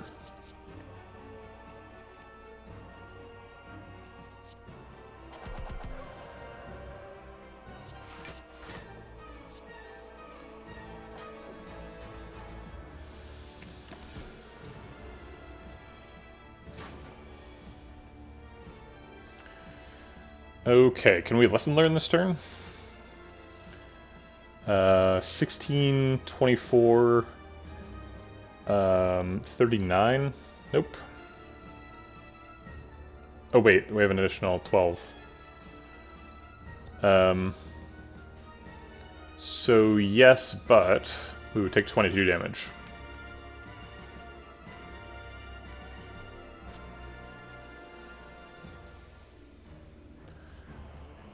Maybe we just, like, weave Flying Sleeves Vault this turn.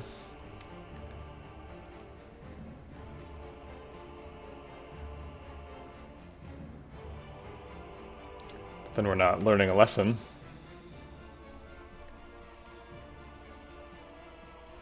But we could set up for this lesson learned.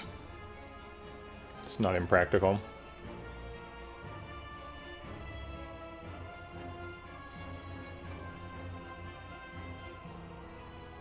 Yeah, we need to draw Talk to the Hand to block, so we need to do that now.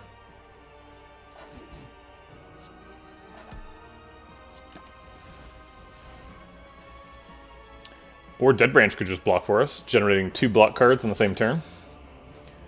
Interesting. I think I like playing 2 Talk to the Hands on Awaken 1 in Phase 1, and saving 1 for second phase. We scale our strength, so by the time we get to second phase, we should kill him faster than in first phase. I wouldn't even totally mind playing all 3 Talk to the Hands in Phase 1 if we're going to really farm strength. And we do have bites, so we can kind of just hang out in first phase. Alright, let's play the first Talk to the Hands, see what Dead Branch wants to do. Collect is like an infinite Dead Branch Y Combinator. We can just play Collect and then get an infinite number of exhaust cards. It's kind of fun. I apologize for the obscure math reference. Can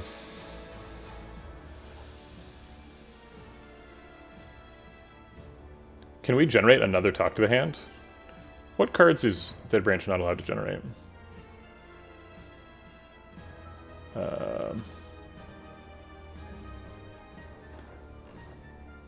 It's just healing stuff, right? He's allowed to generate. Yeah, he is allowed to upgrade to generate Talk to the Hand.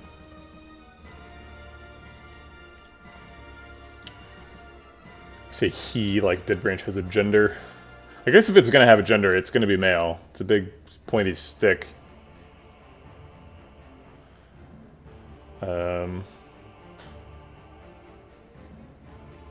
Evaluate also is an infinite Dead Branch value generator. Yeah, let's just hang out in Phase 1.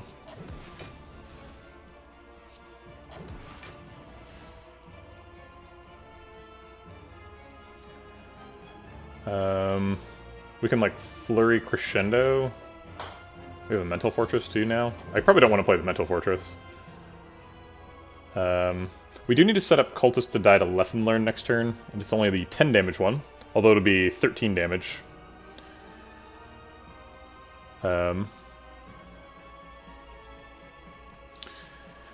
That's right, has 2020 come too far? Do we really need to know the gender of Dead Branch? Yeah, I think I like Bite Flying Sleeves. So that gives me a strength, so 14 damage will kill that cultist next turn. I'm actually going to save the Collect.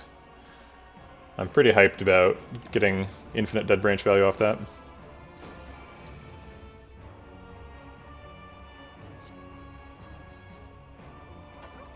Alright, there's that bit. We'll get another Collect. Dead Branch is like, you want it? Here you go. I won't stop you.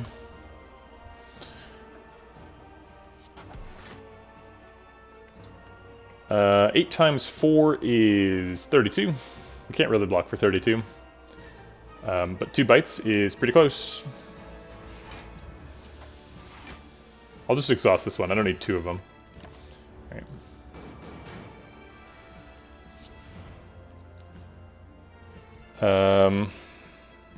Let's see what these want to do.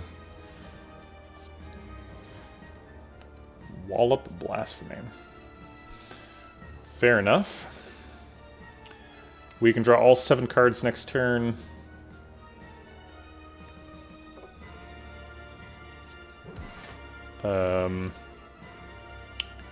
Flurry, Bite, Wallop blocks out. I guess we'll Cut Through Fate to get a Weave back as well. Yeah, this is our first Weave get. Get them both. I'm not quite to the point of using Awaken 1's health as a resource yet. But I'm not far off either.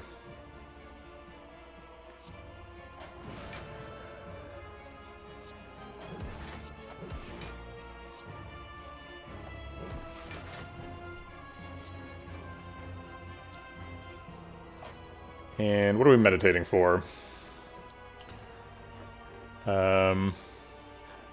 Did I not play Simmering Fury this turn? Wait, why did I play Meditate with 3 energy left and no Simmering Fury? That was a mistake. I meant to play Simmering Fury. Oops. I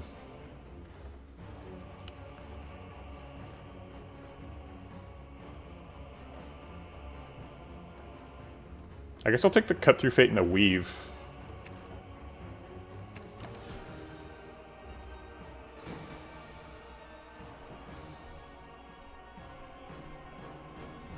we need any of these. Oh wait, the collect. We're intangible this turn, so this is why we get to, when we get to play the collect. Let's go ahead and weaken him forever.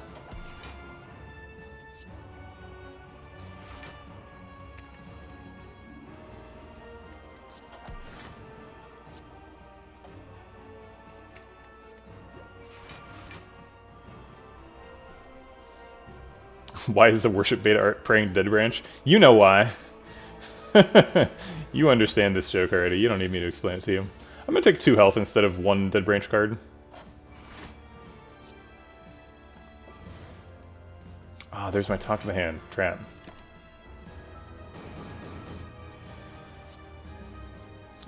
Okay, we are up to 10 strength now, which is a little bit silly.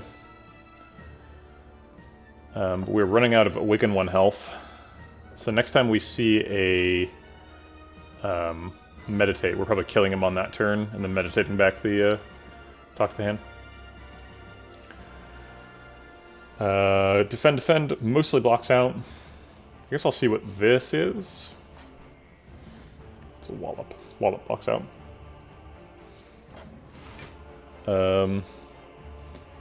We have many options for blocking out.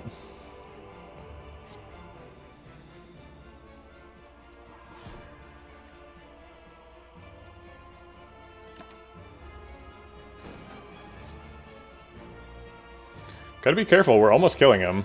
I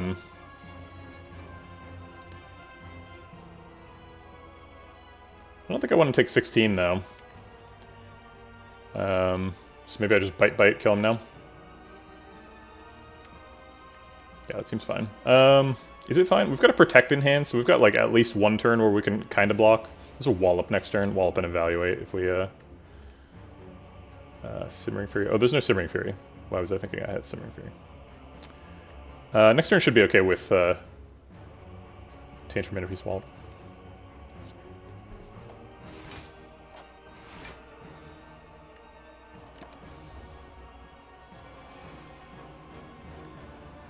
Okay. Let's see what Miracle wants to do.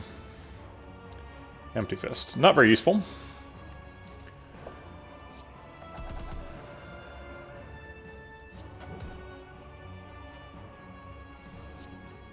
We want to get strength before we wall up, so I will bite.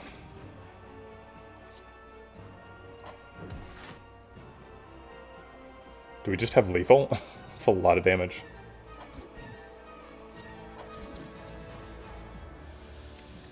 Doesn't look like we need much.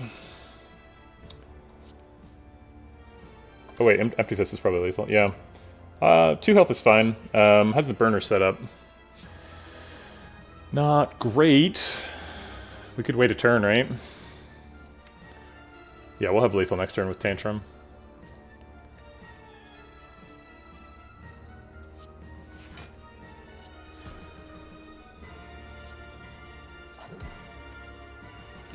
Alright, turns out we don't need Talk to the Hand.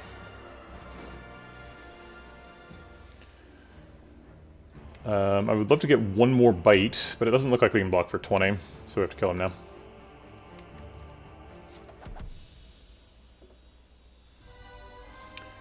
Burner on 4 is fine. Oh, we skipped Time Lord.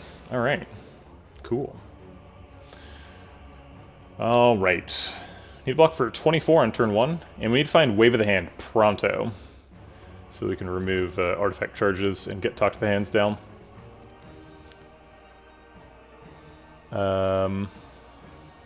Maybe hold to defend here. We're getting Wave of the Hand next turn as long as we do at least 1 card.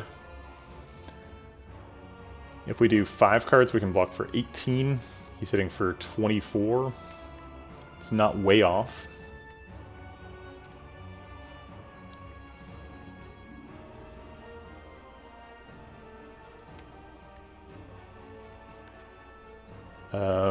But if we do any less than 5 cards, then we skip the Defend Plus, which is the best block card. Unfortunately, this Wave of the Hand is kind of inconvenient. So if we draw this Defend Plus, then we'll have Wave of the Hand and no block cards. So we kind of need to do 2 cards specifically so that we can wave double defend next turn. Interesting. So if we're doing 2 cards, we're probably getting rid of, like, Weave Flying Sleeves, and then starting with the signature move. If we do that, we have to talk to the hand, because talk to the hand is an attack in hand, and we want a signature move. But that would let us actually weaken Donu, so that seems like a pretty reasonable plan. Okay, we'll start like that. So wait, then the line is talk to the hand, signature move, defend. Takes a lot of damage. Yeah, I think that's the line.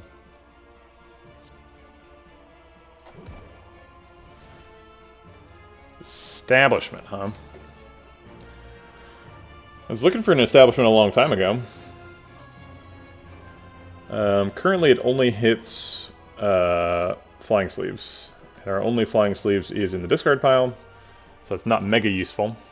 We do have a Meditate in hand, so we can, like, meditate back Defend, maybe? So it'd be like, Establishment, Defend, Meditate the Defend. And then we'd have a decosted Defend next turn for the wave. It seems pretty reasonable.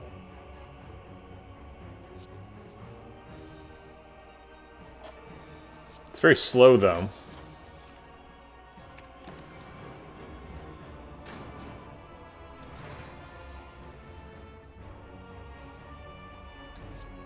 Alright, wave of the hand, defend... Defend. Get the weak down, play a talk to the hand. Ooh, protect gets decosted, that's nice. Okay, okay. Weave Just Lucky Cut Through Fate, it's happening. Just Lucky can grab Tantrum, and we have Inner Peace in hand, and a talk to the hand down. So that seems good.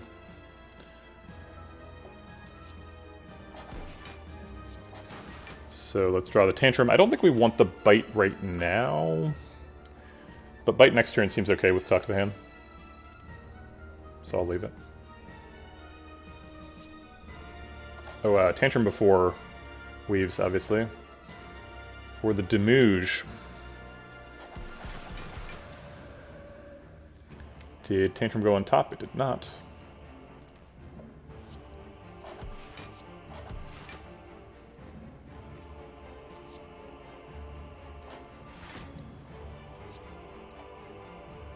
And we're keeping the Bite there. Doesn't actually matter, we get a Bite either way. It's just, do we want Ascender's Bane next turn? I think we do want Ascender's Bane next turn, because then we can, like, Ascender's Bane Vault.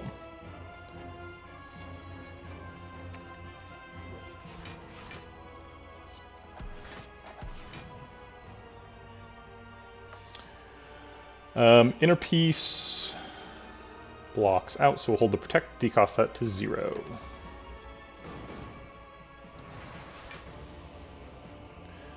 Okay. I think we're probably killing Donu this turn, hopefully with Lesson Learned. So that's like Eruption, Bite, Talk, Flying Sleeves, Lesson Learned. This is max damage. Eruption's 14, Bite is going to be 24. 14 plus 24 is 38. Talk to the Hand will also be 24. So that'll be 62? No, yeah, 62. 28 plus... Wait. 24 times 2 is 48. Plus 14 is, yeah, 62. 62 plus... 18 times 2 is 36. 62 plus 36 is 100. So we're over by 30. So we can't afford to put the Talk to the Hand on Donu, which is something I want to do. Or on Deco. Okay, great.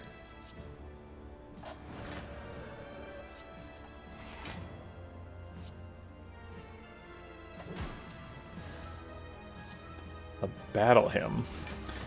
That seems like it generates an infinite amount of value. And we have Establishment. It will eventually fill our hands up with Smites, so we'll be forced to kill.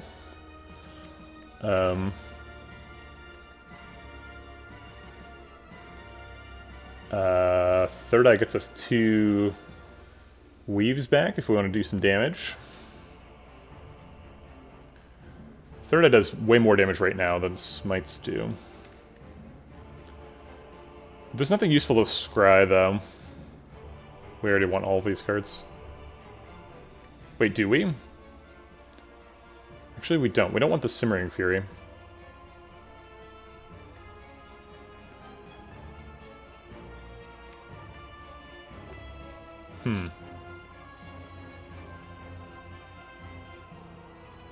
How are we getting out of this Wrath?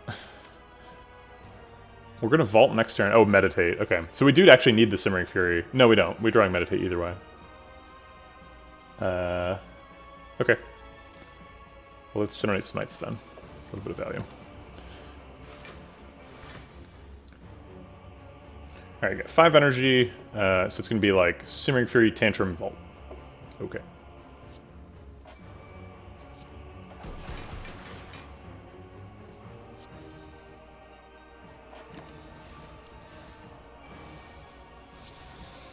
Okay. Smite is free and generates a Dead Branch card. Let's see it. It's Blasphemy. We probably have lethal this turn.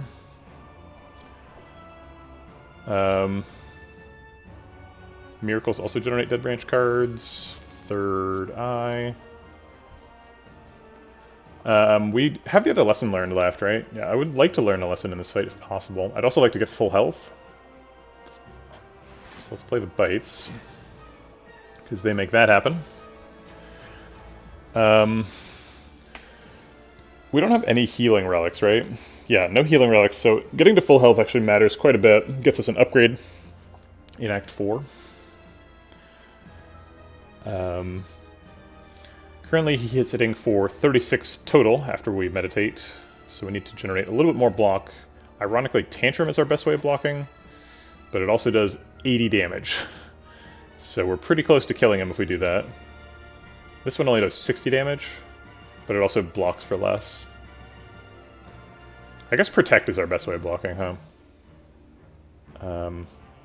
So like Protect, Third Eye, Miracle. I'll do the Miracle now, see what we get. Another Simmering Fury. Simmering Fury is useful for drawing cards. Next turn.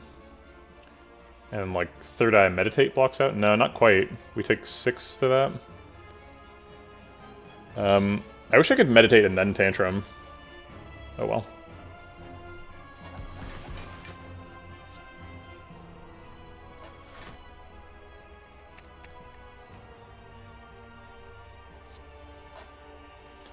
Alright, and we take back the lesson learned in a bite. Get out of here next turn. Or just 2 bites. Yeah, I think just lesson learned in a bite. We're not going to be able to hold off killing him for too long.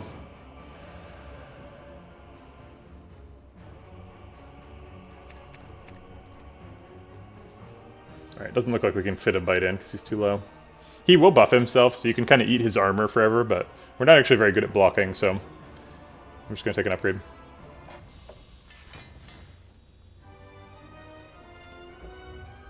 The thump. We got 2 Act 4. I don't feel like mega strong, but the deck is definitely fast. I guess burner on 5 is not quite ideal. Probably want it on 4 for the Act 4 elites. The Spire Sisters. Talk to the Hand's got a good upgrade. Vault's got a good upgrade. Deus Ex Machina, kinda. Cut Through Fate, kinda. Meditate. It's probably Talk to the Hand. Let's be real. Talk to the Hand is pretty good. Okay. And it's how we kill the heart, so it's definitely worth more than 3 HP. Clockwork Souvenir would have been nice. We don't have enough money to afford anything here, so I guess we're just leaving. Oh wait, Bowling Bash. Bowling Bash is probably not good enough for Act 4. Rushdown would have been our first power. Alright, on to the Spire Elites. Alright, we are intangible. The big problem is going to be turn 2. So turn 1 we can like set up. Wave of the Hand is great. Let's see how much block we can get. Oh, none?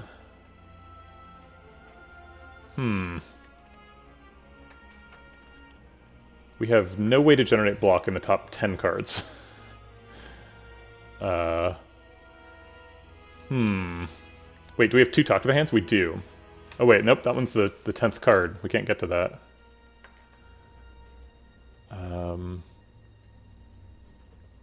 Gosh. Can we get to Vault this turn? If we do all 5. Let's see, we've got 5 energy. These cards cost 3. So we'd have net +1 by the time we get to Vault. Wait a minute, we can't do that anymore, because we have Dead Branch now. So the Miracles and the Talk to the Hands are going to generate cards. Yeah, Meditate also stops us. But, yeah, we're stopped by a multitude of factors here. So we can't get to Vault. We can generate some cards, so we should probably take Deus Ex Machina. We should probably leave Vault for turn 2. No, we can't draw at all, because this Talk to the Hand is going to exhaust and generate cards, as is this Deus Ex Machina, so our hand is never going to be empty. So Unceasing Top is dead now. Dead Branch killed it, and replaced it with something better.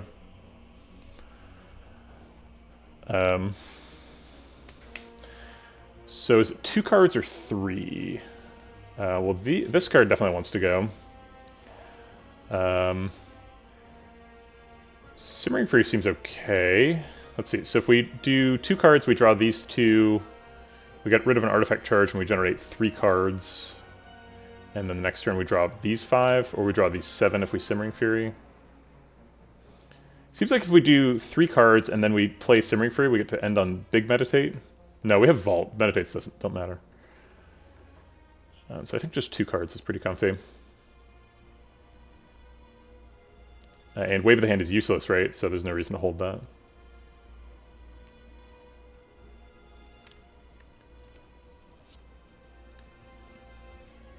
Because we can't generate any block. Actually, that's not true. Talk to the Hand and Deus Ex Machina are likely to generate things that block. So we hold these 2, play the Miracles, hope it generates a block card. If it does, we Wave of the Hand, block card, and develop Talk to the Hand. Get a Wreath of Flame. Okay, not useful. Wreath of Flame, Akabigo are both active here. That's kind of fun. Give me a block card. Nope, give me a block card. Damn it. Well, now we actually have a lot of energy because we have Fear No Evil Eruption and 7 energy showing, so these cost 0, 1, 2, 3, 4, 5, so we can draw with 2 energy, a Weave, and then a Meditate, but those don't exhaust. None of these exhaust, so we're stuck. Alright. We could end in Calm. Ending in Calm gets us energy next turn. Still lets us play the Weave. So yeah, we'll play Eruption, and then play Fear No Evil at the end of the turn. We'll draw a Weave in Calm, but... I was thinking about playing Fear No Evil at the end of the turn. It's true, Meditate also ends in Calm. That's a good point.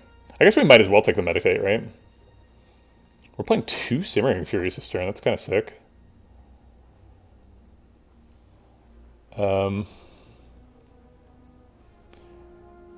So we Fear No Evil first, then? Yeah, we Fear No Evil first. Then Eruption, Talk to the Hand. There's the block card. Too late, but still good. Safety actually exhausts as well. I kind of forgot that Talk to the Hand exhausted. I guess I'll hold that? No, I've got 5 energy. I should do something with it, right? Because we have Vault next turn for safety. And I want more weak. Insight also exhausts. If we play all 4 of these, then we play a Weave and draw a Weave and play it. Seems fine.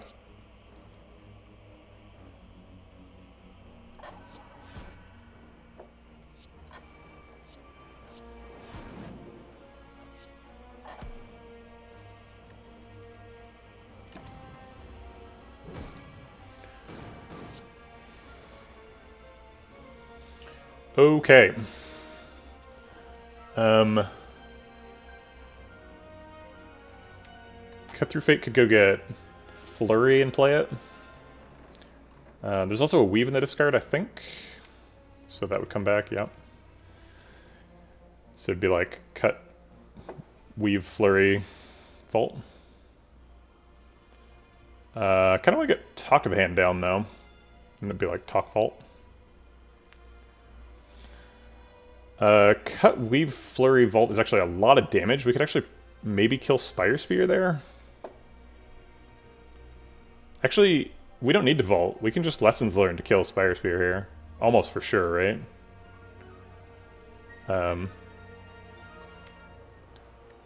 Cut into Tantrum. That's a ton of damage.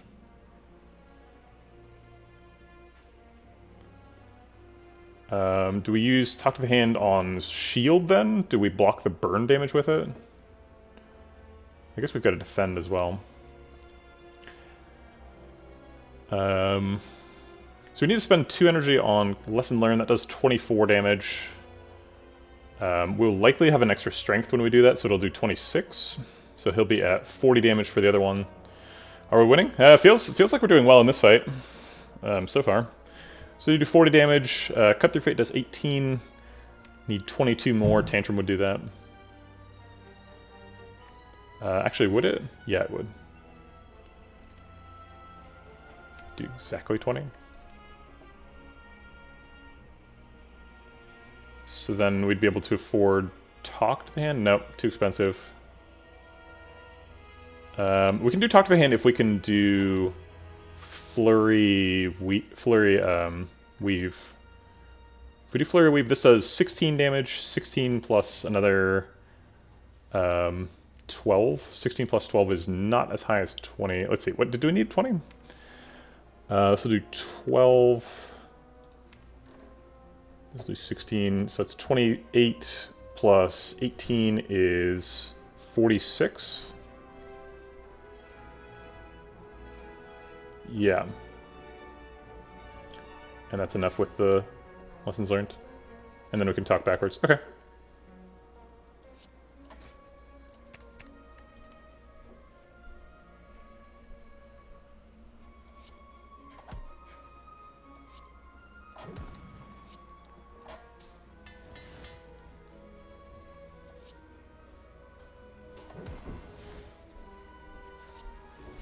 Okay.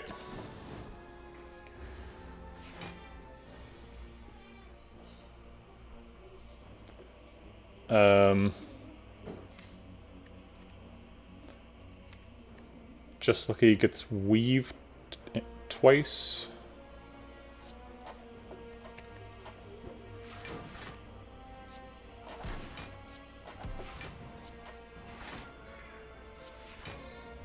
I guess I'll just take the lethal, huh? I don't want to take 76.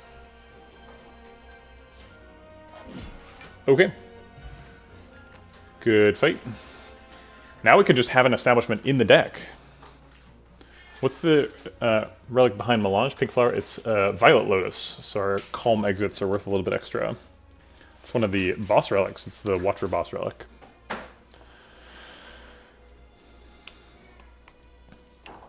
We put Incense Burner on 2 without thinking about it. Is that a disaster? Let's see, you don't want it on 5 or 3, right? Yeah, so 2 is okay. 2, I mean, it's not great, but 4 is the best. Wait, no, 2 is a disaster, right? It's 5 and 2 are the worst ones. We have a vault, so we can kind of mess with it.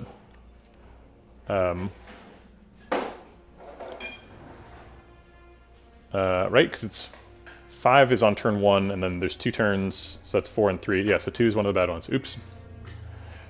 But we have vault, so we can get it into the second attack of the first phase. Is Establishment good? We have 2 Meditates, so I have to imagine it's good, right? It's kind of an extra card, though. We don't really need that against the Heart, but I'm going to take it anyway. Okay. Alright, Heart Fight time. Let's do it. Turn 1, Talk to the Hand. Hell yeah. Got a Weave and a Just Lucky. Second talk to the hand is on the top of the deck. Should be good. Okay, so we need to worry about turn 2 before we get there. I would like to draw up to Ascender's Bane this turn, so that turn 2 can be like Cut Through Fate, Weave, Bite stuff. That lets us play Establishment, 2 talks, and stuff on turn 1. Does not let us play Just Lucky, though. Oh, actually, it does, because we can scry away the Ascender's Bane. So we do 3 cards, draw these 3. The 3 cards are Weave, Defend, Flying Sleeves. Develop a talk, Just Lucky away the Ascender's Bane. That's true. Blue Candle would work. We don't... I mean, that's not really very helpful. I guess it would generate a Dead Branch card now that we have that. Yeah, I think this is the start. Okay, so if we do start that way, we draw these 3 cards, we scry this away. Turn 2, we draw these 5. Cut Through Fate gets probably Deus Ex. That generates some shenanigans. We play a bunch of attacks, generate block from the top of the hand. Eruption, Meditate, do a bunch of damage. The turn after that, we're drawing these 5. That has Vault in it. Vault lets us block with our stupid Incense Burner setup on turn 2. Seems like we're safe for the first cycle. Sucks that the talk to the hand's bottom decking. Okay, seems a good plan. Alright. So we do lose some health right away, but that's fine.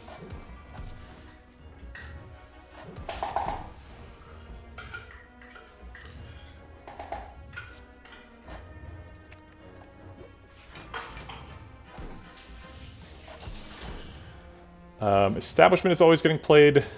Foreign Influence has Exhaust on it, so it'll generate a Dead Branch card. Might as well find out what that is. This has Exhaust too.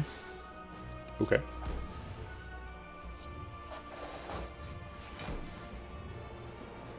A signature move. Appropriate, but not helpful. Mental Fortress Establishment seems like the line. Decosts Flying Sleeves for blocking next turn. Yeah. Get a little bit extra block from Mental Fortress as well.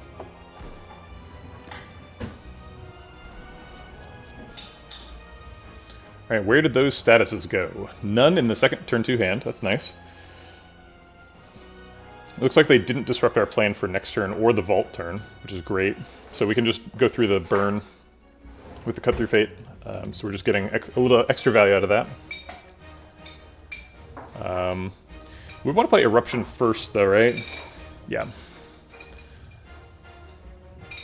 So, Eruption.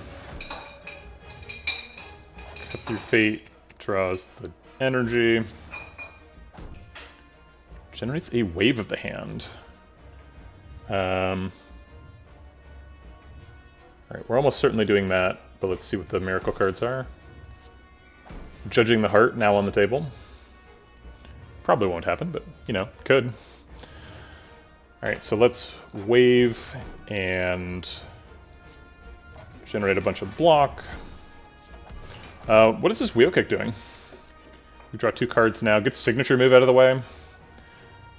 Draws us a Daze next turn, which we can get rid of with the Vault. This turn's gonna suck. And that's the post-Vault turn, right? That's kind of problematic.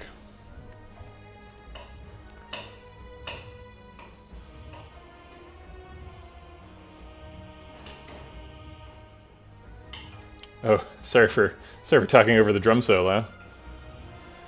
Post-Vault we are intangible, good point. I would still like to have a better turn. I guess we can... Maybe we can set it up so we draw Simmering Fury with that turn. Inner Piece Simmering Fury is kind of nice. Alright, I'm losing track of what's going on. So, currently we're drawing these 5. If we Wheel Kick, we draw these 5. That seems better. And then we draw these 5, but we're not in Calm, so this doesn't draw. Or are we in Calm? No, I guess we're meditating at the end of this turn, right? So we start out in Calm. I was presuming we were going to Tantrum. Meditate gets us back... Cut Through Fate could change the order.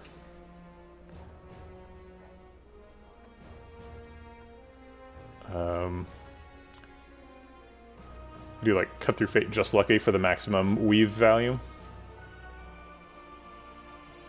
Seems pretty good. Alright, I'm not too worried about the post vault turn. I think that's gonna be fine. So let's wheel kick and then meditate? Or yeah, the alternative is just bite meditate, and that's silly, so let's wheel kick meditate.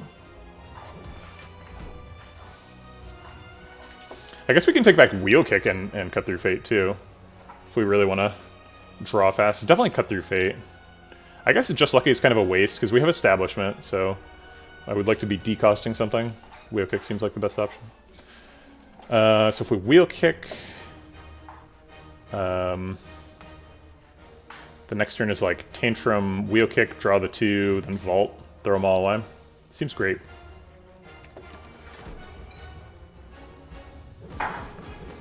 We're in pretty good shape here. Okay, we've got 4 energy, but we get to go up a little bit from Tantrum. And then Cut Through Fate can draw... Let's see, we get to draw like up to 5 cards here, because Cut Through Fate draws sort of 3 and Wheel Kick draws 2. So we sort of have our choice here, but it's like, I don't really want any of them. I guess I'll see where Tantrum goes and then decide based on that. It's right there. So we can just grab it back up with the Cut Through Fate.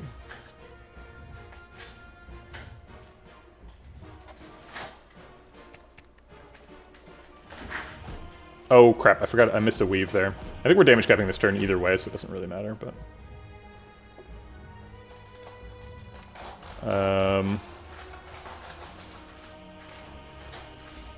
if we Tantrum and it's on the top 2, we can Wheel Kick and then Tantrum again.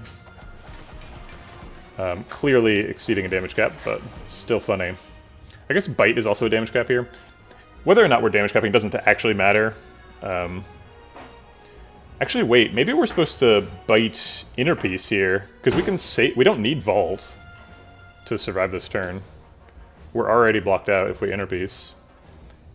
I guess it puts Incense Burner on a better number for 2 shuffles from now. It also generates a Dead Branch card. But that Dead Branch card just goes in the discard pile. It seems like a waste, but I'm not sure what else we would use Vault for. And if we don't do it, we're wasting energy. So I guess I'll do it. Master Reality actually is quite good. He is already intangible, but we can meditate something. Or he's already, whatchamacallit, invincible.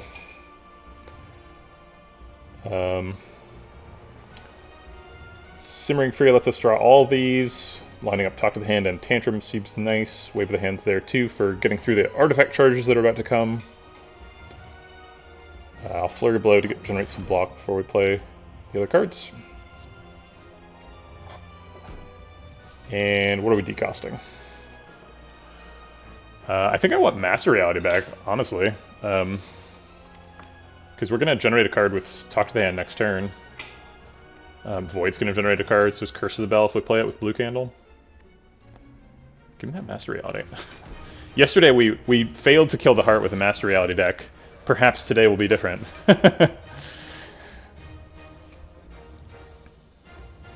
Yeah, this is just the Talk to the Hand show now.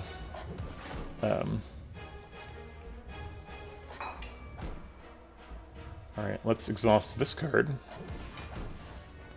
Gets us an extra Cut Through Fate. That's nice. So we can, like, Tantrum, Cut Through Fate, Tantrum. I guess I'll wave to get a bunch of weak first.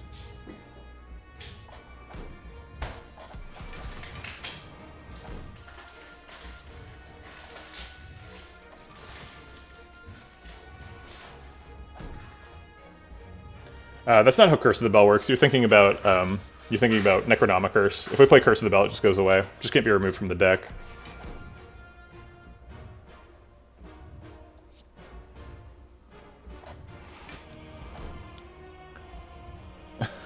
But that would be fun.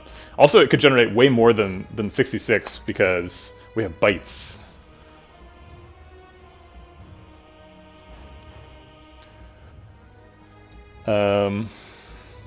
I put myself in kind of an awkward position here, where next turn I don't know what I'm drawing, and if it's bad, I'm in Wrath mode. So that's probably not what we're supposed to do in this fight. Maybe Curse of the Bell can get me something that is good for next turn? Nope. Alright. If I draw Tantrum next turn... yeah, Necronomicurse Tungsten Rod Blue Candle is actually pretty lethal on Ironclad. Ironclad can turn that into infinite damage pretty easily. Juggernaut Feel No Pain. If I play Tantrum now, I get an extra 100 damage next turn. There's a decent chance we kill him next turn. Oh no, we can't kill him. Best we can hope for is damage cap. Alright, so I'm not going to Tantrum because our goal is to just survive next turn. Survive and do 37 damage. Conjure Blade. No Wrath exit. I guess Inner Peace is there, but we can't draw it. Are we dying? This is obviously terrible. I guess Lesson Learned exhausts. Charon Ashes kind of works, but you still die to the beat. Reach Heaven's obviously bad.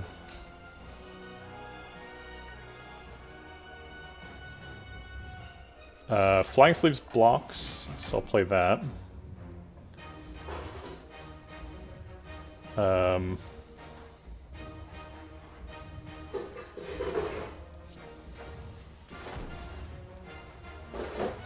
Wallop saves us.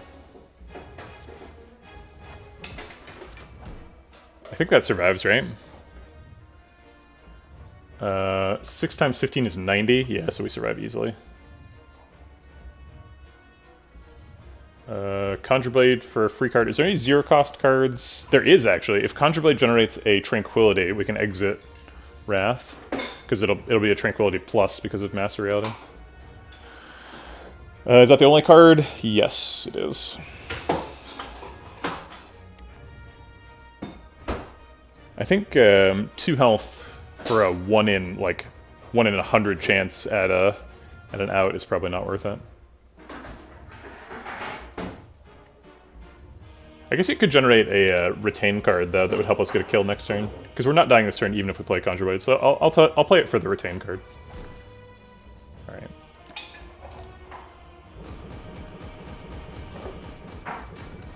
Wait, did it give us a retain card? How do we get that Flying Sleeves? Oh wait. What just happened? Oh, we drew a card from Unceasing Top. I thought Unceasing Top would not... Unceasing Top is so weird. So if you play your last card and exhausts, both Dead Branch and Unceasing Top trigger? Alright, well, whatever. We played that about as bad as you can play it and still win, but we won.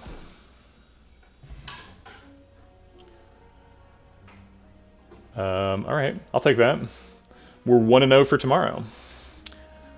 Yeah, this is a fun one. Very strange deck. Whenever you get a late Act 3 Dead Branch, you're like, is that good? It changes a lot. I wanted that establishment in Act 1. This deck would be so different if it had an establishment in Act 1. Honestly though, we found 3 Talk to the Hands and that won us the run. 3 Talk to the Hands and a Shuriken. We saw a Kunai at a shop, but we saw it after Courier, so we didn't have enough money for it. But we could have been a full ninja. Probably shouldn't have bought the Melange. Melange was not very useful.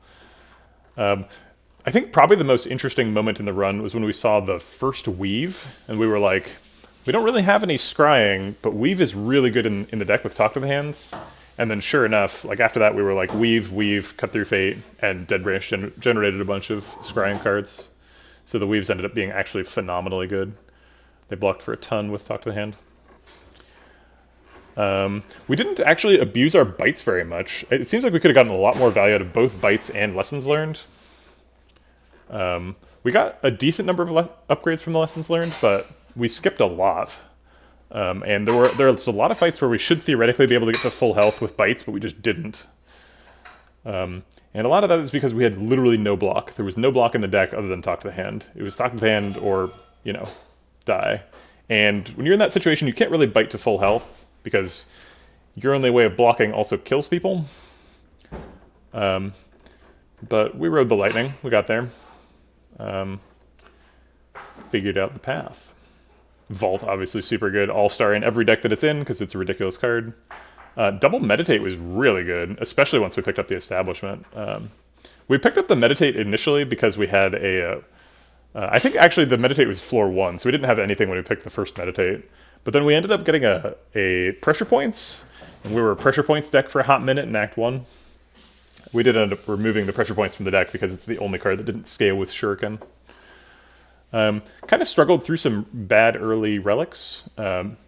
Duvidal was just 1 strength for a long time. Darkstone Parath was nothing. Shuriken's okay, but it wasn't immediately paying off. And Matryoshka, so that was kind of a challenging part of the run. But it was, it was Act 1 as a 4 energy watcher, so there are limits on how bad it can be. Yeah, that was a neat one. Ended up getting a really, really relic-powered run.